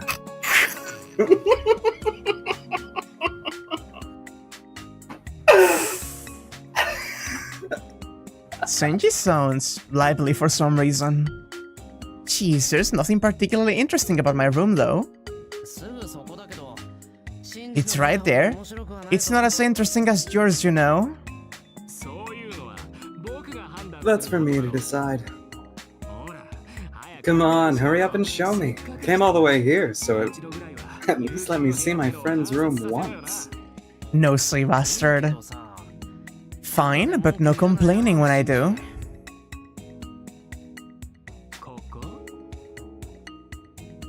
Here? If it's all the way in the back of the house, it must be a good room. Well, in terms of the floor plan, it's the best room. Ooh, says Shinji, his face shining with anticipation. I like that because there's no actual CG of that corridor, they just reused this one here. Mm-hmm. He's smiling from ear to ear. A smile that quickly reverses itself the moment I slide open the door. What is this? There's nothing in here. It's not like there's nothing at all. There's a desk and a cushion on the floor, and in the corner there's a bookcase, although a small one. There's a bookcase in the opposite end. Write that down. I put particular emphasis on the bookcase. Where's the Dreamcast, Emiya? I got it to store the paperback novels I've been borrowing from Ryder lately. It's brand new, and I'm proud of it. That's so cute! That's so cute! That's adorable! That's adorable! The only furniture that Shirou has put in his room ever, and it's for Ryder's sake. Hi. I'm going to cry.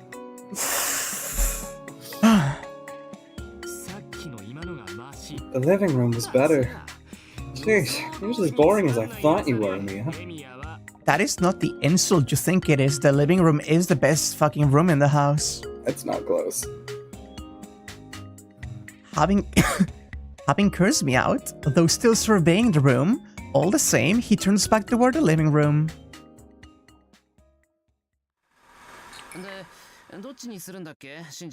So anyway, which did you want, Shinji? Coffee, with milk and 2 sugars. All we've got here is ordinary cow milk, you know. We don't have any Sakura milk at this house.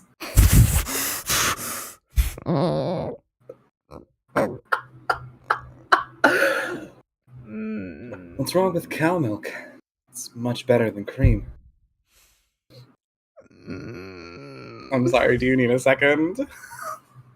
It's fine. We're fine. We're fine. We're fine.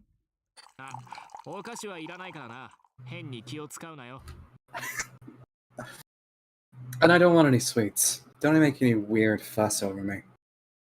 Sure that you don't want this sweet bot, Shinji? I think that was a complete accident. I think he does, but we'll let that one slide. I wonder what Tom is up to.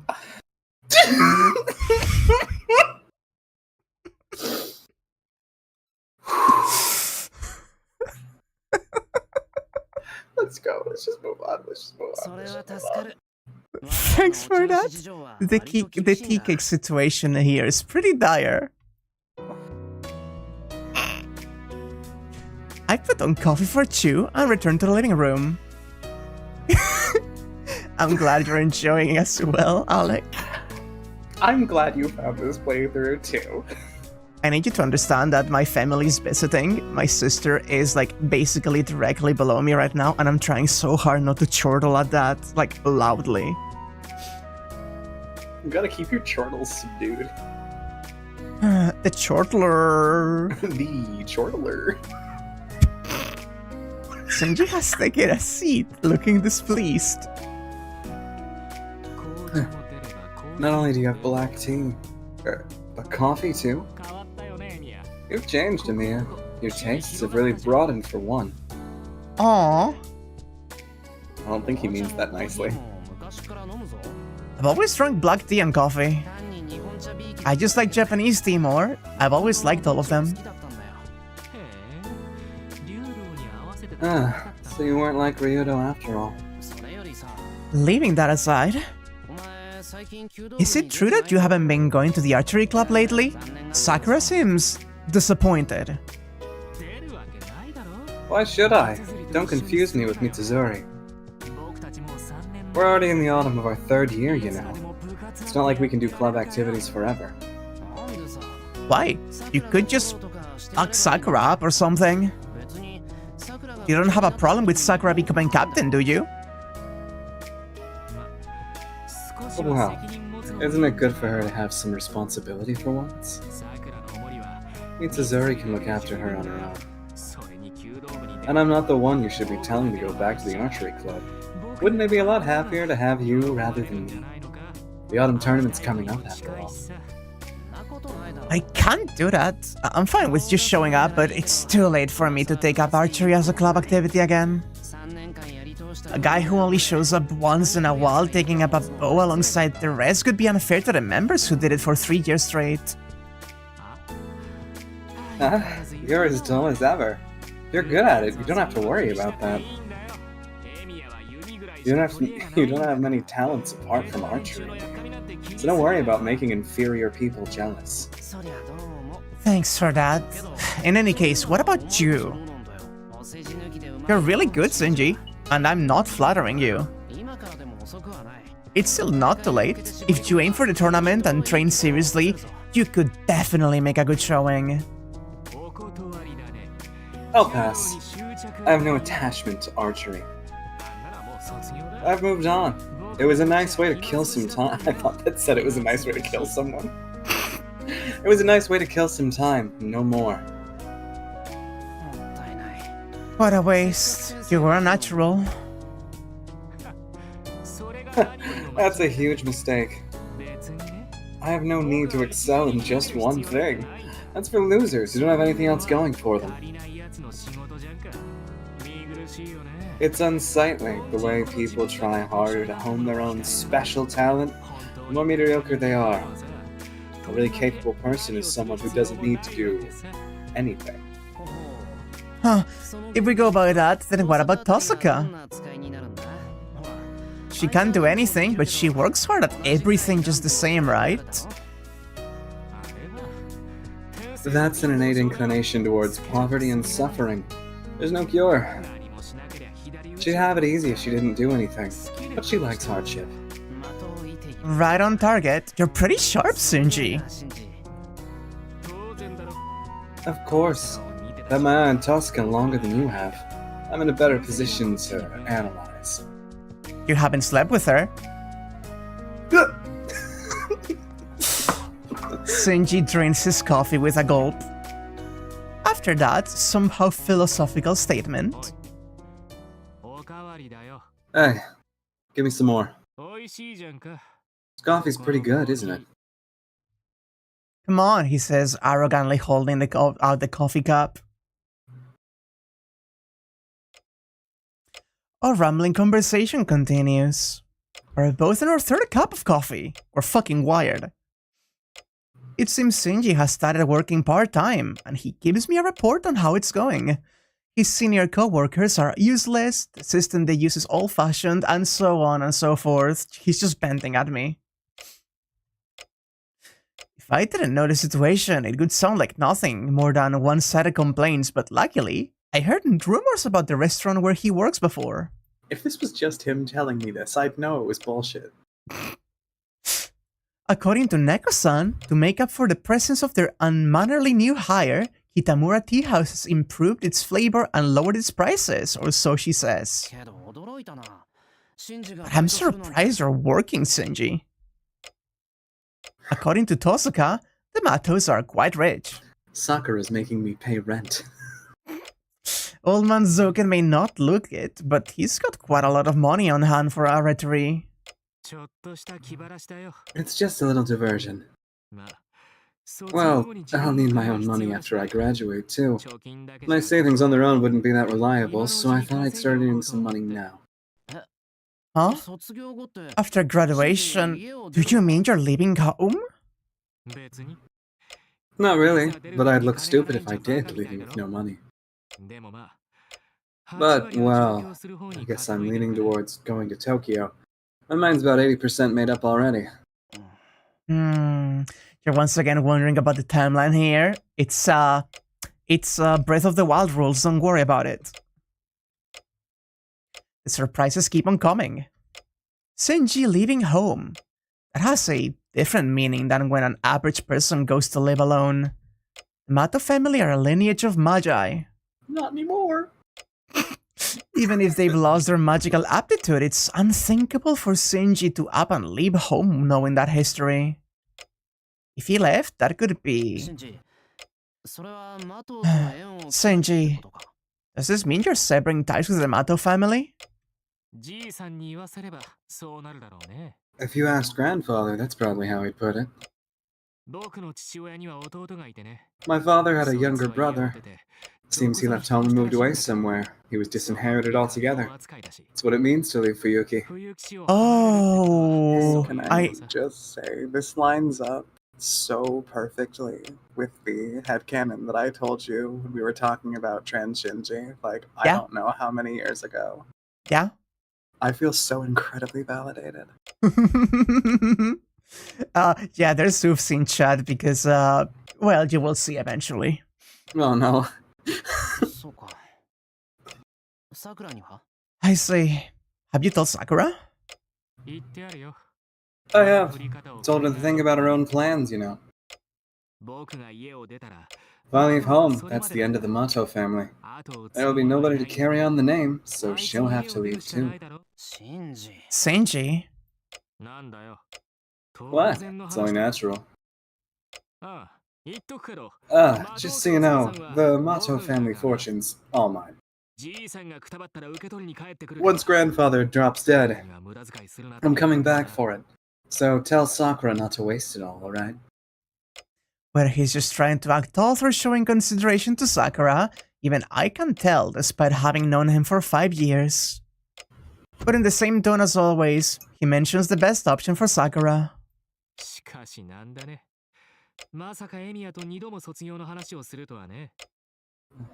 Wow, I can hardly believe it.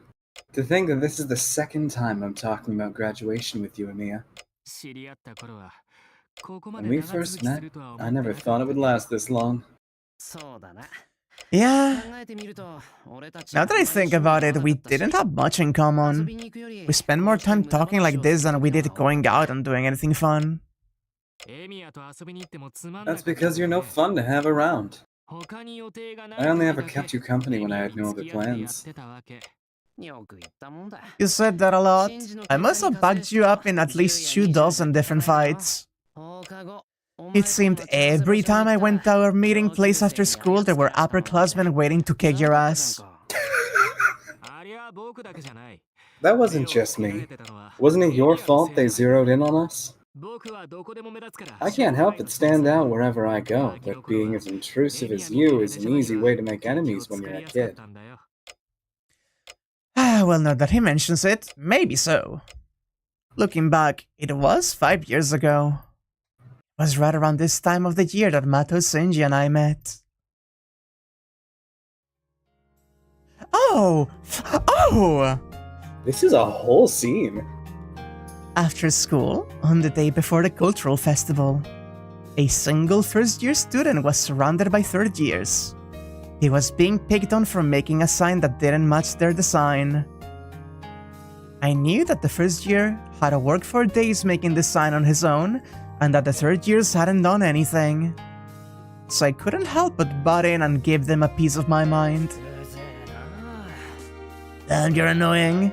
In that case, you do it yourself by tomorrow. If I did, then they'd forgive the first year for his mistake, they said. Tit for tat, as they say. Those who go looking for a fight are sure to find it sooner or later. I let their ridiculous provocation get to me, and got so carried away that I ended up staying awake all night to make a new sign. One of my classmates saw the whole thing. He watched me as he made fun of me for staying behind to work, but in the end he never left. Harshly, he said,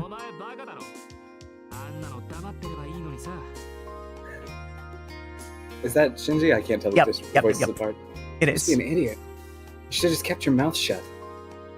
And? You know you're just being used, right? The stupid third years and that first year who was thanking you a while ago have all since gone home and forgotten about you. He kept bothering me like that the entire time. And finally, in the early hours of the morning, when he saw the sign I had finished according to the third year's design, he spoke. Maybe an idiot, but you're a good worker, aren't you? And he gave me a friendly smile, just as proud as if he'd made the sign himself. That was the beginning of my relationship with Mato Shinji. From then on, though I hate to admit it, we became somehow inseparable. Our relationship continued and we remained friends after entering high school. But after I joined the archery club, I skipped that. One moment. We gradually grew apart. The thorn at the root of our estrangement was pulled out half a year ago. By then, we could no longer be the way we were 5 years ago, but we've been burying the hatchet enough that we can at least talk like this.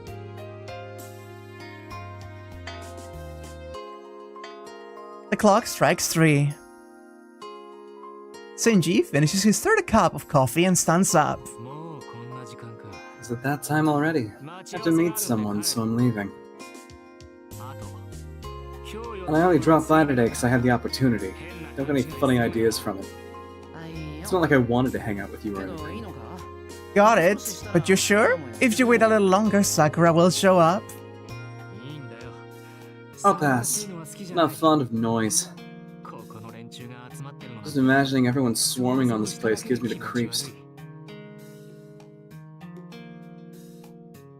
I see of the visitor I've known for 5 years. Oh, right. I won't go so far as to tell you to get a computer, but at least put a TV in your room. You're far too behind the times, even for a Magus. Shinji leaves me with one of his usual insults. But, though I'm grateful for his advice, I'm pretty sure I have a computer or two in the storehouse. I wonder if I should have told Shinji about a relatively high-tech household to correct his misunderstanding.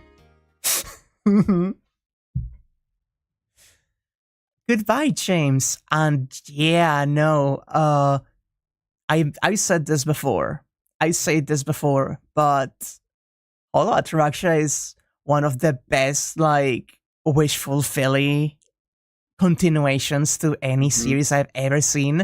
The way it uses the mixed, ambiguous timeline to, and like the time loops to just showcase different characters in every like possible light and giving you more of a positive side of basically everyone. I love this shit so much. It's really good. It's really good. It's really good. Also, seeing Shinji figure stuff out for himself, I think in a couple years, she's going to be living in Tokyo, cut ties with her family, and she's going to be really happy. Okay, but like, you realize the problem with that, right? What? Shinji comes back from Tokyo to town just to visit after Mato Zoken passes away, and she's like trying to make not make any big deal out of it, but of course like Shirou notices and calls her out, and she comes to the Emiya household, and oh no, she's part of the harem now. Inevitably. Good. Good. I have nothing else to say. Great. Alternatively, Shinji has conflicted feelings because she has changed a lot, and she remembers having done a lot of things and has some trans feelings to go through of like, I don't know if this fucking stubborn, hard-headed idiot is going to be like supportive of this kind of stuff, because he doesn't like really know Emiya anymore from how he was back then, but he pushes like, okay, I'm going to do it, and he opens the door and it's trans Issei greeting him. Her. Oh my god. Oh my god. Can you imagine if they had like this most beautiful T for T relationship? Like trans Issei is visiting the Emiya household, and she opens the door, and it's just the two of them look at each other, and it's like, oh. And that's like the moment, like just like the sparkles in their eyes. I can see it. Okay, even funnier yet, they fall in love at first sight, but they don't realize who they are, who each other is. Oh my god, yes, exactly. Yes, that's so good. And then like Shirou walks by and he's like, oh, Shinji. And this is like, that's Shinji? And she's like, what do you mean that's Shinji? Who are... Issei?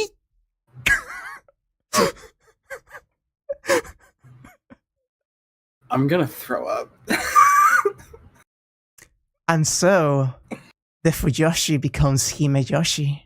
I have that picture of like the lady with the name tags, the Anya face over it, like holding up the Himejoshi dog name tag while wearing the Fujoshi one.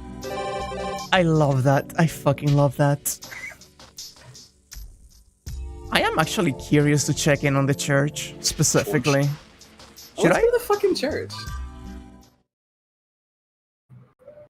Ooh. I see a light in the church. Something's up. And yeah, Feifei, climbing up a long hill road, I finally arrive at the church. It's a dark night. This is the shit's happening music. Even though there isn't a single cloud, the moon is dark. The only light seems to be coming from the church. There is the ghost of a woman standing in the square. I'm reminded of a supernatural willow. Ew. I'm dreaming. Since when was I in a dream? This is the first time I've seen her. I have never met her before yet. Yet I feel I know this woman very well. Huh? The woman passes beside me as if nothing happened. I watch the ghost absent-mindedly. There is no need to rush after it. After all, this is a dream. Even if I try, it will probably just vanish like a phantom when I catch up. Plus, these things are in the way. Oh. I hear the curse that I am so used to. Even though someone told me not to come here alone, I seem to have forgotten that warning. However, I am lucky this time. Lucky that this is just a dream, and soon I will awake to my usual ceiling.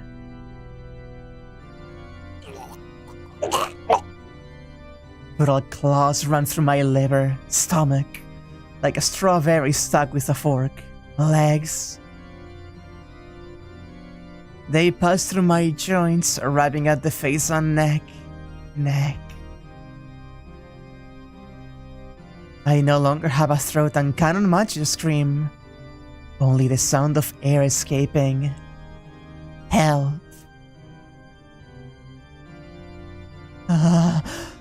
Brain slashed out. Because I'm in so much pain.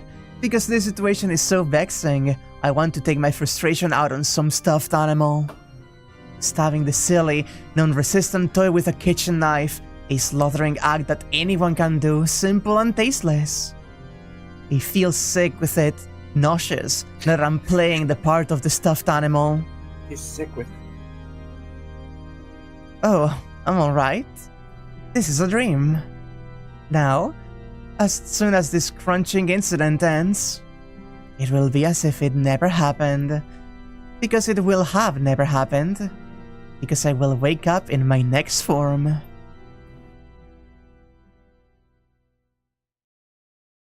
Jeez. Oopsie, I killed us accidentally. I'll reach on time. Let's see. I can do another scene or two.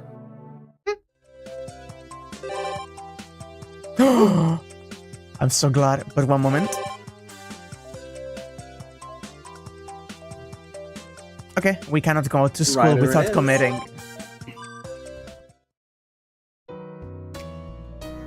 I'll go visit Ryder. She's probably reading as usual.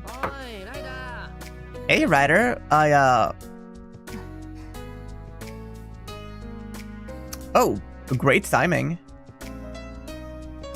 Are you free right now?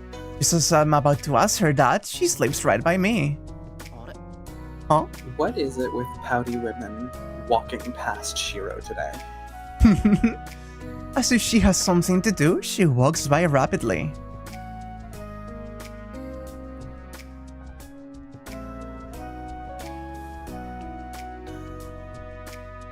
This is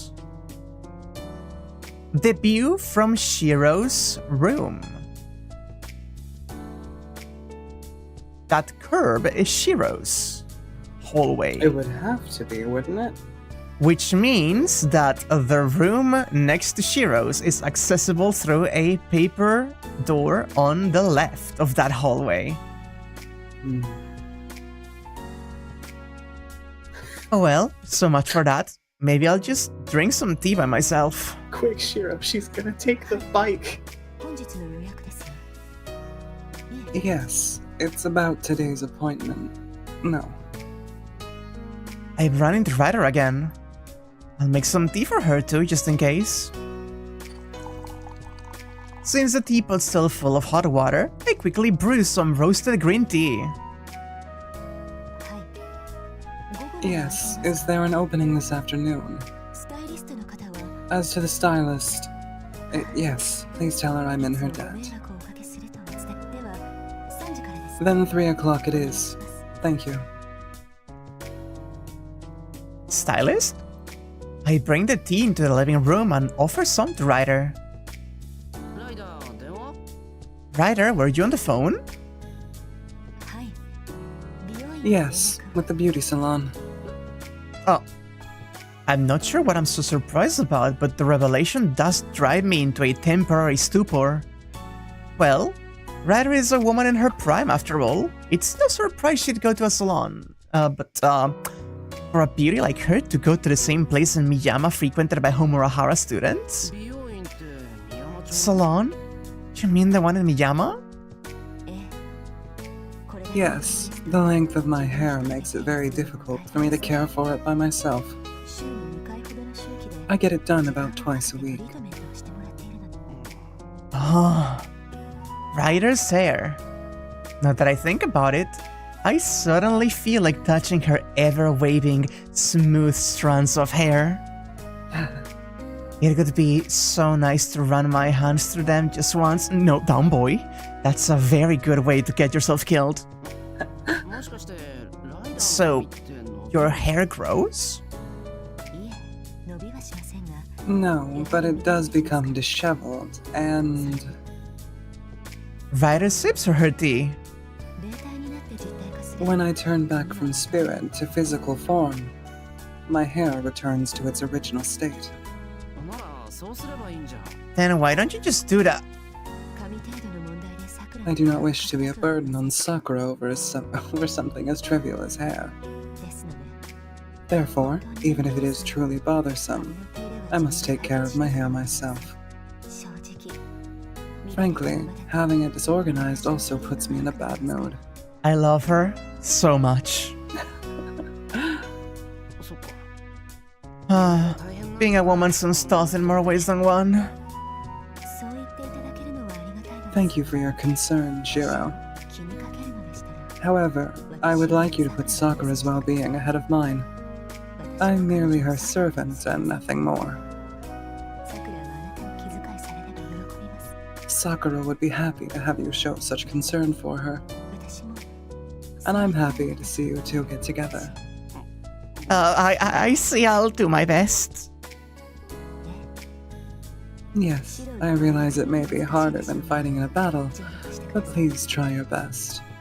On a trivial side note, that's the side of you that I enjoy watching myself as well. Oh, this is so sweet. Ugh. She said something scary a little too easily. Okay, I'll be extra considerate towards Sakura then. So what about Tosuka? I wonder if she also visits a salon? I don't believe she needs your concern. That was quick. Please do not take it the wrong way. Rin is the type of person who does not like to have her efforts seen. Having her beauty-related issues exposed to you, Shirou, would certainly hurt her pride. I see. A swan's feet is what they say. As for the remaining members of the women's squad, what about Saber? That's a more delicate situation. If I were to tell her to go, a fight would surely ensue, but she would probably be a lot more open to the suggestion coming from you. It is indeed quite difficult to predict how it would unfold. She could probably say something along the lines of, I like this hairstyle, or possibly other hairstyles don't fit me. How about Fujine? Really, what could that be like? She might enjoy it. Huh? She might actually enjoy it. She does not appear to be the kind of person to use much makeup, but she does not seem to dislike it either. If you wanted to go to the hair salon, I think she would tag along without hesitation. Cute. Wait, doesn't that imply that I could be the one going for a makeover and not Fujine? I just have a suggestion. Let's send our suppositions here. Let's send our suggestions here. So Ryder, are you going right away? Due to the other appointments, the salon will only be available in the afternoon. I'll be staying here, idling away until then. And so, she proceeds to set up camp in front of the TV. Although, I am not particularly fond of it. She says softly. Huh? Not fond of what? The beauty salon? Why is that? It looks like you're used to going there. Yes, but there are mirrors there.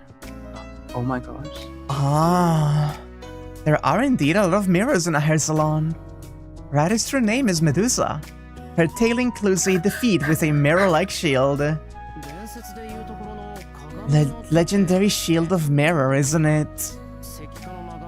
the one that is said to have reflected that petrifying glare. According to the Greek myth, Medusa had her mystic eyes blocked by Perseus' shield and was defeated by having her head cut off or something like that. So does that mean... Ryder, don't you... Oh, sorry. Ryder, don't you... Sorry. Don't you take off your glasses when you go get your hair cut?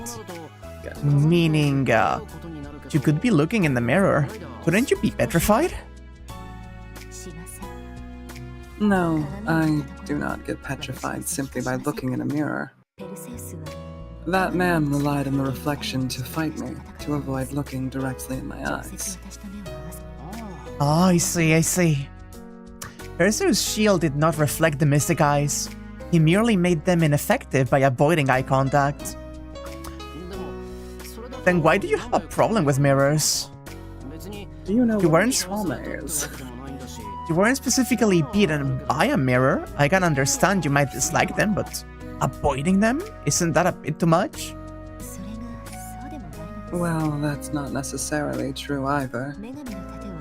Although the goddess's shield could not seal my mystic eyes, the thing that defeated me definitely was a mirror. It's a mystery. It looks like there are some plot holes in the mythology regarding Medusa. Would you like to hear the story, Shirou? No, it does sound interesting, but... Do you insist on it? No, if you ask it that way, then... After all, it's a story concerning Medusa's... No, Ryder's fall. I feel as if I shouldn't insist on it.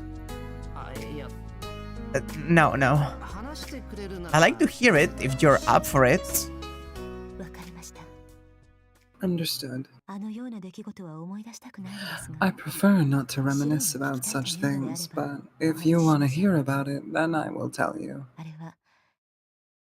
It was after this body of mine had matured into a monster. Oh, we're getting this Suchi next, huh? What do you mean by that? A story of the last days of a monster that is different from the current me, yet awaits me in the end. The peaceful morning air somehow feels a lot more ominous and oppressive.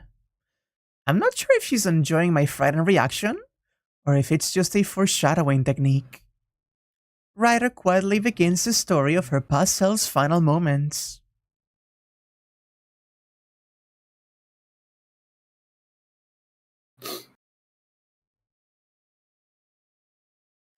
That is so. Then I shall bring back the head of the legendary monster, Gorgon. The soon-to-be king of tyrants.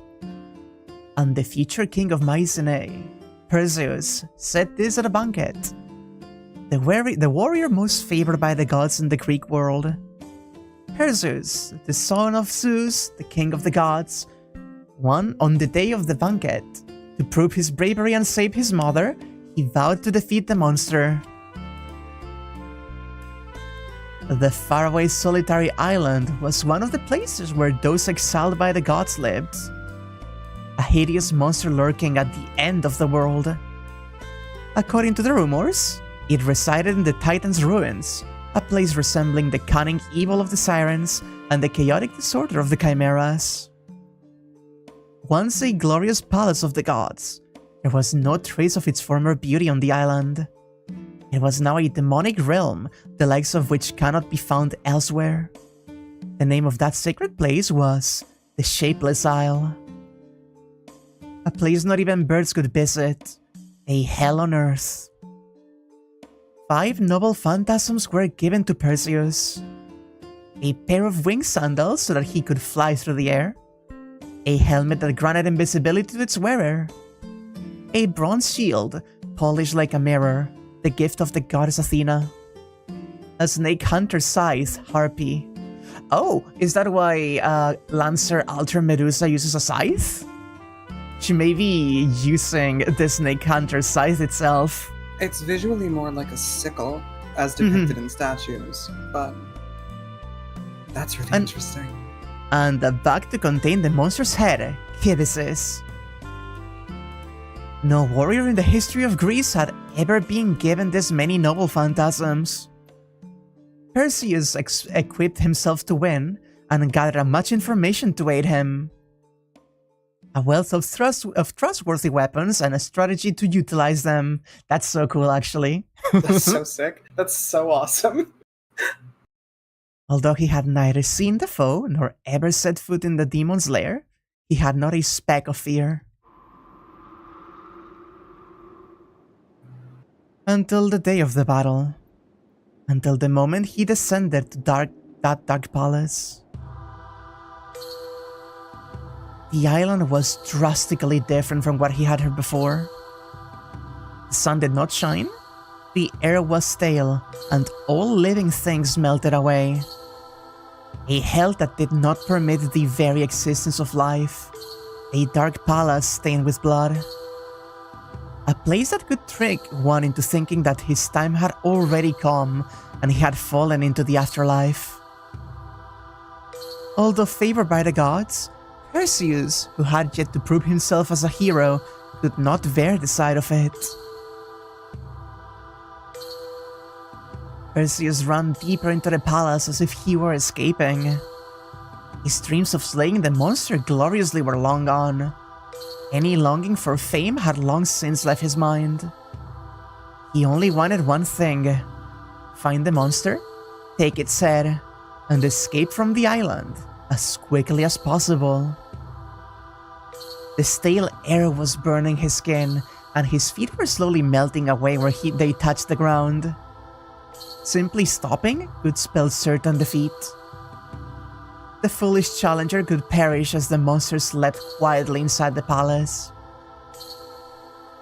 Holding his breath, suppressing the scream rising in his throat, Perseus hid in the shadows as he advanced. The palace was enormous. No, it was excessively huge. Seemingly enchanted, it had no beginning and no end. This terrifying palace only revealed Perseus' own insignificance. Yes, it was not that the palace was grand. It was just that Perseus, shivering and alone, was like a tiny insect to its inhabitant. I am starting to draw some parallels to Bug's Space here. Thank you, BB, for still having a heart connected to Medusa even now.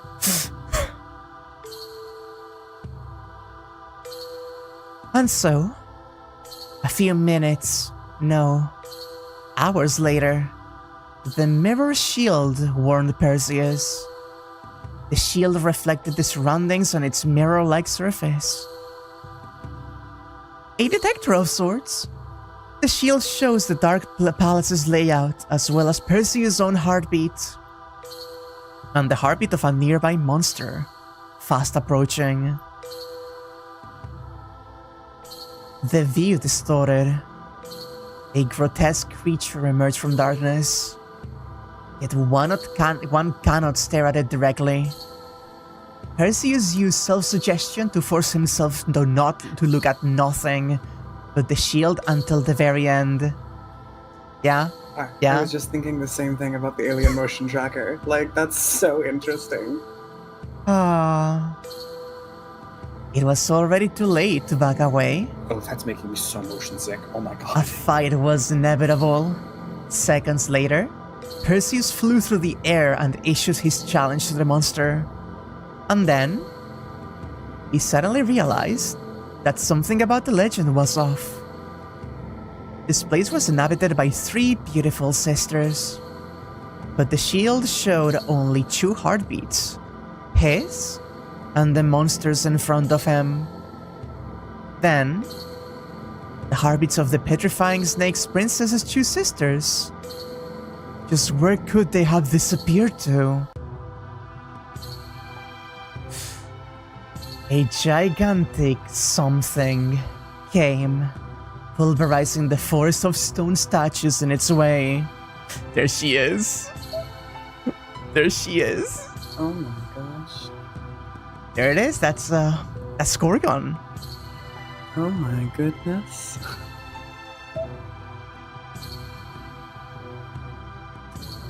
That was the Gorgon, the monster Perseus sensed. Perseus threw a volley of curses. You dumb gods, what use is the glory you promised me? There was no victory to be found in this fight from the beginning. The monster has already nearly matured enough to be called an evil god. On this impossible mission, the cleverest of noble phantasms were nothing but life-saving equipment at best. It was not unlike a ship caught in a storm. Being toyed with by the raging waves, Perseus was struggling only to survive. And the one with Perseus in it as well. So cool. There was no way to win, no weapons to defeat the enemy. A battle of attrition. It may have been possible for a true hero, but Perseus, who had hoped to become one through his victory here, had no means to destroy the Gorgon. Perseus, who still possesses the nature of a human. The only way he could slay the Gorgon would be... Perseus continued to avoid fatal hits using his winged sandals, escaping the petrifying glares and dodging the blows from the monstrous arms. But that was all he could do. The monster did not feel threatened by his new offering, but by this new offering. It was no more than a mere nuisance. Finally, having enough of the fighting, it opened up its own palace. Breaker Gorgon, self-sealing temple of darkness. A great magical barrier, a complement to the blood fort that enveloped the shapeless isle. Just as the blood fort enveloped the world, the temple of darkness sealed it. The person caught inside would have his consciousness imprisoned within the mind of the Gorgon, and could be rid of any abilities he might have had in the outside world. The Temple of Darkness, unlike the Mystic Eyes, only needed a steady supply of magical energy from the Gorgon to draw one in. Perseus had no way to avoid it. It had total control over him. The monster, without even focusing on the fight, could. And the only way to fell the monster is to let it engage itself.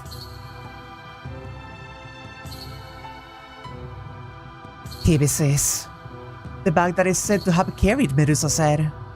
In an instant, it swelled up, turned inside out, and swallowed Perseus whole. The concepts of the world were inverted. The inside of the bag became outside, and the outside became inside. Now, what was inside wasn't the bag's contents, but in fact, the outside. The Gorgon's Temple of Darkness was aimed inside itself. That prism became a mirror that reflected the Gorgon, who was outside the bag. The monster's movement stopped. Trapped in the Temple of Darkness created by itself, startled by a nightmare of its inner wounds, the Gorgon suffered as Medusa. A nightmare beyond all nightmares. The monster despaired at the reflection in the mirror of its own self from the time when it still had a sense of self-awareness. And then and there came the one counterattack. Immortality's subverting harpy sliced through the neck of the completely paralyzed snake princess. The invincible monster became Medusa again due to its own heart, and, as if waking up from a dream, was struck down all too quickly. That is incredible, actually. That is all. That's incredible, actually. A big day for counter-type noble phantasms. Real. Yes, she was afraid. It's not the mirror shield, it's the mirroring of the bug. The concept of reflecting. It is an old story, and as it bears no relation to my current self, I've taken some liberties with the details. She continues sipping her tea. She has just recited a story about her own beheading, yet she keeps an unprecedented level of calm. I see. So that's how the story of Medusa's slaying actually went. Yes, from then on, seeing my own reflection was a somewhat traumatic experience.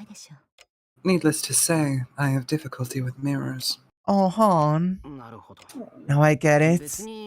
So you don't really take physical damage, but it's mentally difficult, right? That is correct. In addition, having my head used so frivolously by such an adolescent. Yes, it angers me greatly. Mirrors are my sworn enemy, you could say. She mutters about having an urge to break every mirror she sees. Such an adolescent is an unusually emotional choice of words for a writer, though. The adolescent, you mean Perseus, right? Judging from your story, it sounds like he was also a, well, I can't call him a victim, but it does sound like he got tricked into it, right? Yes, I suppose so. He was also fooled by the gods. After all, he was a mere mosquito in my eyes at that time. I may be able to sympathize, and it was not enough to make me hate him. But... Personally, there's no way I could bring myself to like him. He did become a fine character afterwards, but even so... What sort of a person was he? Right. To sum it up briefly. Ryder thinks intently, as if digging up his image from the depths of her memories. And not long after, she raises her head, seemingly surprised at the answer she came up with herself. To sum it up, he was a successful Shinji.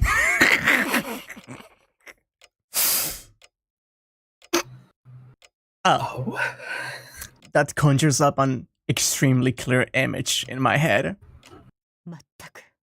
Really, I simply cannot stomach it. If it weren't for that Kibisis. Having had the barrier turned inside out by Kibisis, Ryder ended up sealed in her own Temple of Darkness. Anyone caught in the Temple of Darkness is said to experience a nightmare that has taboo and delight both mixed in. However, I wonder what kind of a vision was it that left her with a trauma this deep. See, what did you see, Ryder? No, I'm sorry. An admiration isn't something you'd like to recall, much less talk about something. Sorry for asking something weird.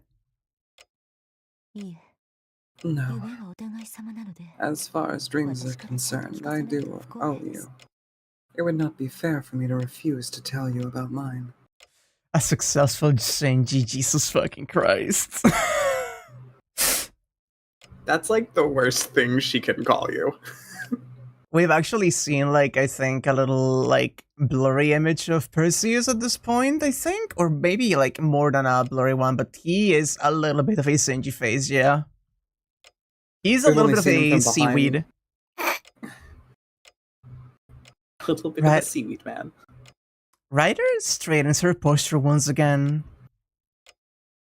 But she still remains hunched over ever so slightly. I do owe you for those suck dreams in Heaven's Feel after all.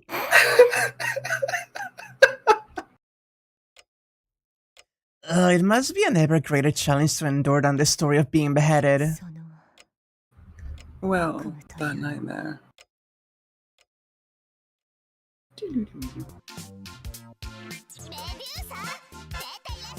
Medusa, get over here, Medusa! You take bottom, I take top. That's not appropriate at all, but sure. Yes, here I am. What is it? Eldest sister? Eldest sister? What is it she says? You're aware that it's true if I shall be attending Lord Poseidon's banquet this evening, are you not? Yes, I'm aware that you had both been invited by the Sea King, but what of it?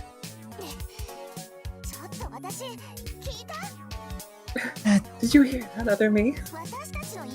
This is supposed to be our sister, this useless behemoth.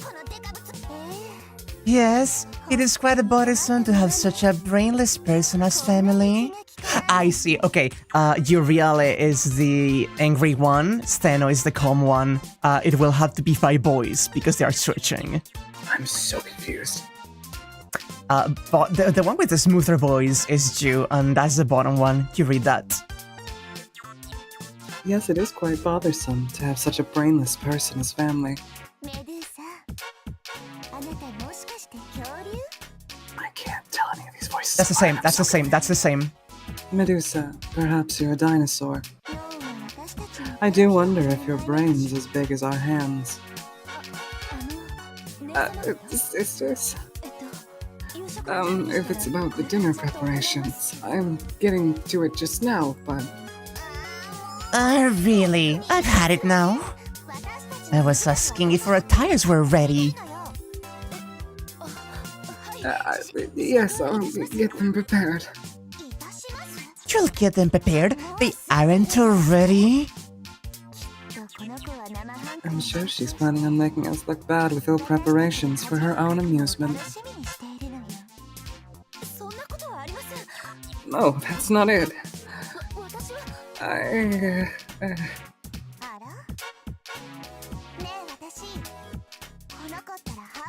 That's you. Is it? Yes. Oh, this girl's looking rather defiant, don't you agree, other me? How clumsy and unladylike. Oh no, actually. I'm gonna scream! It's we switched. They literally look the same. Actually, if you look them up. Indeed. It is a pity, but she will have to be punished, I suppose.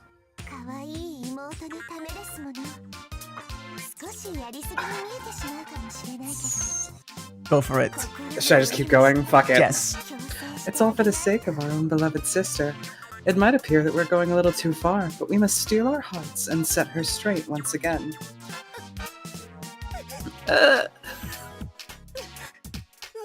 The sister.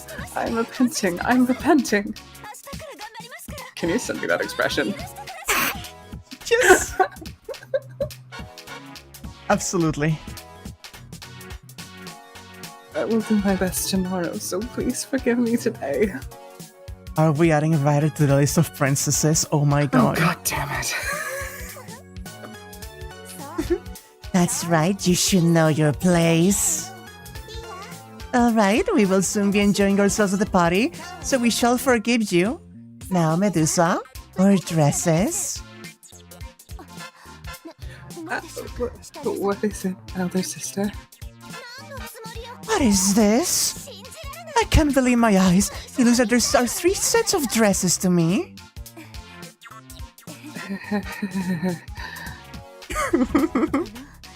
I kept it a secret, but I got an invitation too, you see.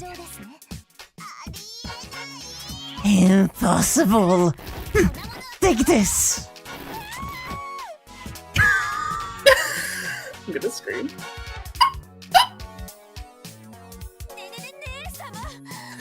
Sister, why are you ripping the scale decorations off my new pretty dress? Merciless, I really am. What a pity that it looks like Medusa can't go to the party. How horrible. Why would you do that, elder sister? You can't go, not in a million years. This is just Cinderella. I'm gonna scream. Do you understand, Medusa? Someone of your standing should not even hope to attend the party. You shouldn't even think about it until you can manage to gather a whole club of adoring fanboys. Oh my, that's going a little too far out of me. If that were the case, she'd never be able to debut in the social world. Sister, what are you? Did you not understand what your ally said? There isn't a single blockhead that could possibly be attracted to a Hulk like you. Or rather, there's no way we would permit it. There can't be many who could accompany your stature in the first place. Indeed, it's a shame, but males who will look good by your side are extremely few in number. Even a kiss won't be romantic. To make the male go on his tiptoes, it's nothing short of fatal. Oh my god. No way. It's not like I chose to be. Or I don't even think I'm that tall. You're still that thinking of scrunching up. If that makes you angry, try to be more like us. Oh my god. The two of us can be held lovably in others' arms. But the one who could lift you could be maybe Atlas and probably no one else. Oh my gosh. Yes, that's true, but he will surely hurt his back. Did you understand? Slim and compact are in style now. Seeing this a farm horse like you are not. No! How cruel. You did not have to put it that way. Even your crying is no good. Your tears could feel like a flood to your male partner, surely. Oh, have some pity over me. Did you know? Medusa sighs every time she looks in a mirror. This pathetic effort is just like her, don't you think? So I was hoping to get a concave mirror from Lord Poseidon at the party tonight. So that she can look small and lovable. Perfect, let us ask her Lord Poseidon for an extraordinarily huge mirror. Of course, we'll have a reply to him ready, should he ask.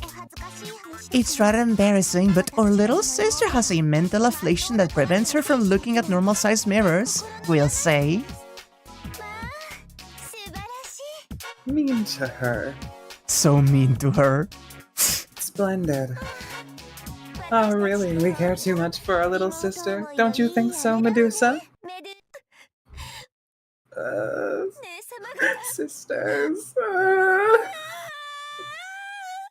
She's crying. No, I hate this.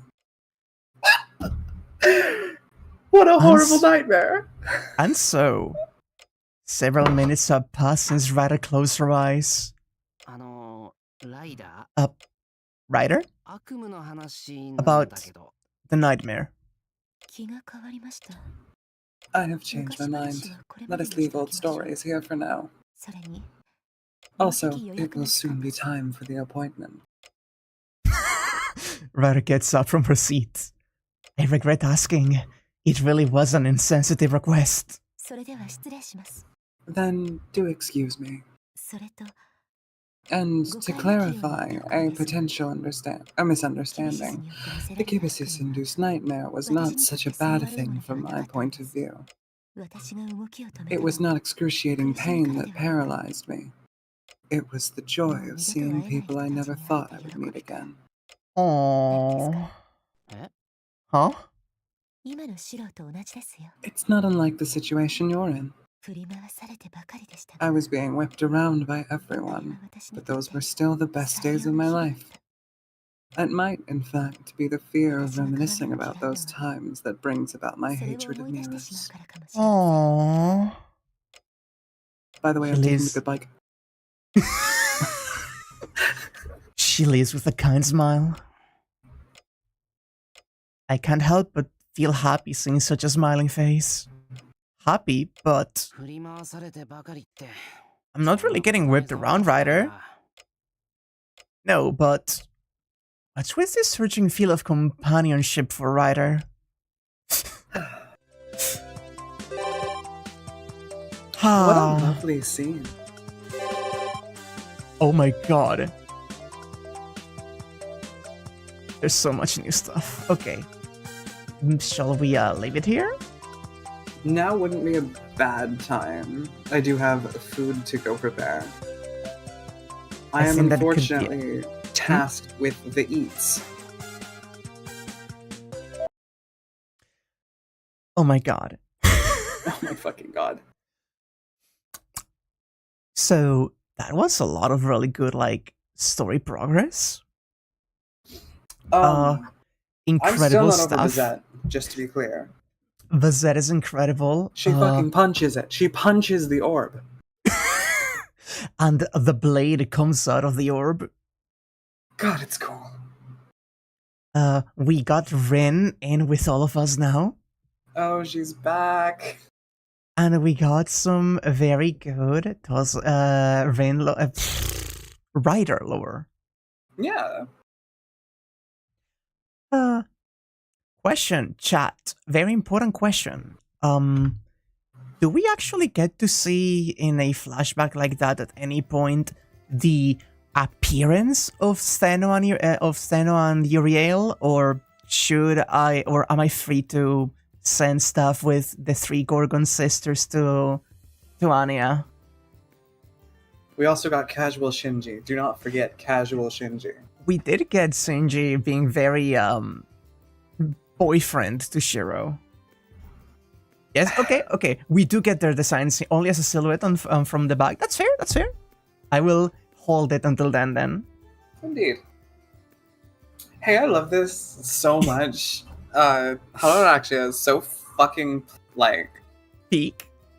It's peak. It's peak. Every time we read, I get more enamored with it. It is everything about it. I'm really glad we're doing this. I am genuinely so happy. Everything about this is so good. I also just love voicing bullshit with you in general. It's actually so fun. Like, doing like these characters for so long has genuinely given me a interest in giving my all with voice acting, and I feel like the same way. I've thought about doing things. We should keep in touch. We should keep in touch. I mean, like, we talk literally every day, but you know what I mean. It's almost like we are besties. It's almost like we're beasties. We're breasties. All of those things and more. Yeah.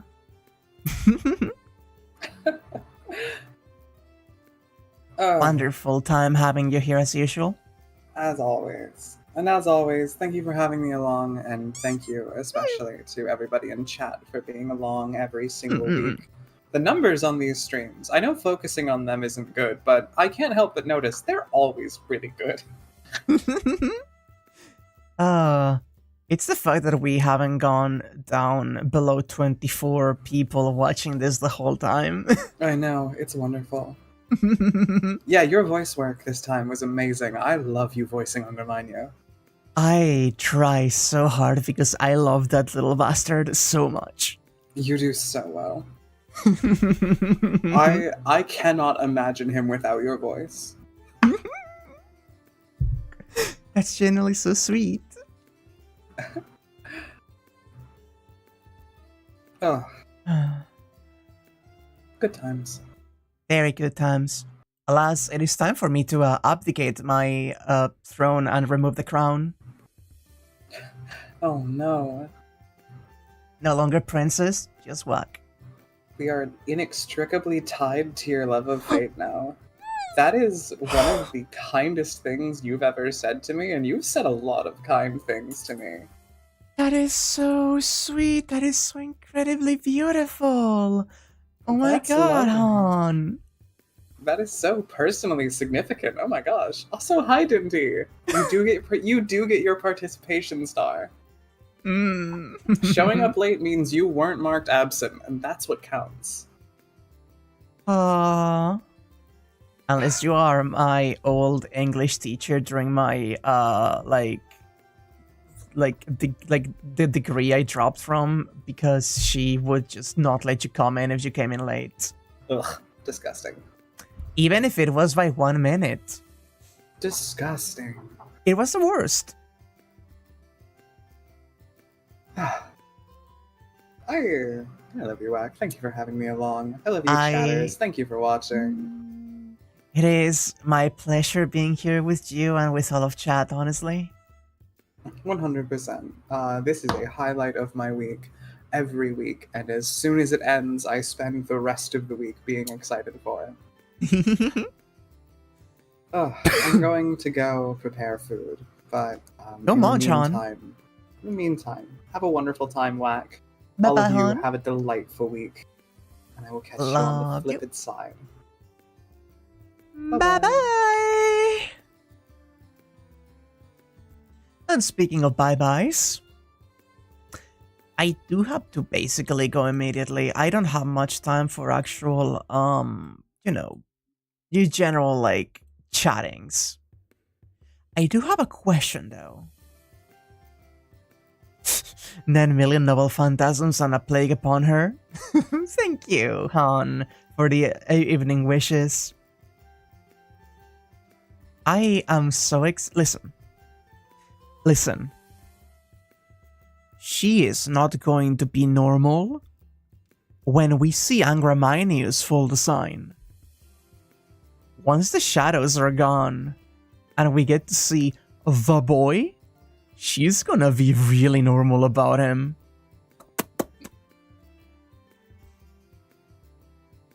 As if she wasn't normal already. Bye, Vice, didn't we just get the Vi disaster back? You're so right. Also, am I safe in assuming, because we have gotten the scene with Ryder's backstory, where she's talking about the beauty salon that she visits but she doesn't quite like, this is going to directly eventually lead to the shower scene with Ryder. Because I know that it's not an age scene. I know that happens in the base vanilla, like, experience of the game.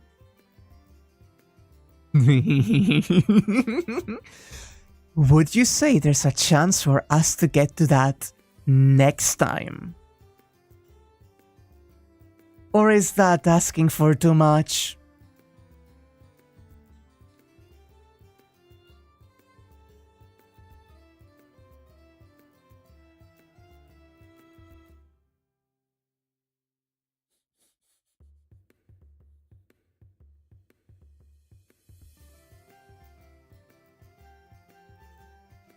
You can recall, and you could get sidetracked with any number of things. That's fair, that's fair. I will pin it as a it's coming soon. I can also imagine we may be getting closer to unlocking Waku Waku Splash, so that's exciting. We'll keep going with this. No stream this Sunday. I mentioned it before. I'm just going to chill this Sunday. We may do some casual Toho things next Wednesday. And the other Sunday after this will be my beginning with Monster Hunter Wilds. More of this next week. More of Horror Veil on Thursday. And we'll see if we start the tabletops on Tuesday. But you know how it is. We may not be starting that for a while. Waku Waku will be later on the mirror scene, I imagine, don't worry. Can't wait for Anya's reaction to White Hair Girl's identity. She's so convinced that it's Bazett. That is the child. She is going to be blindsided when she hears who Karen is.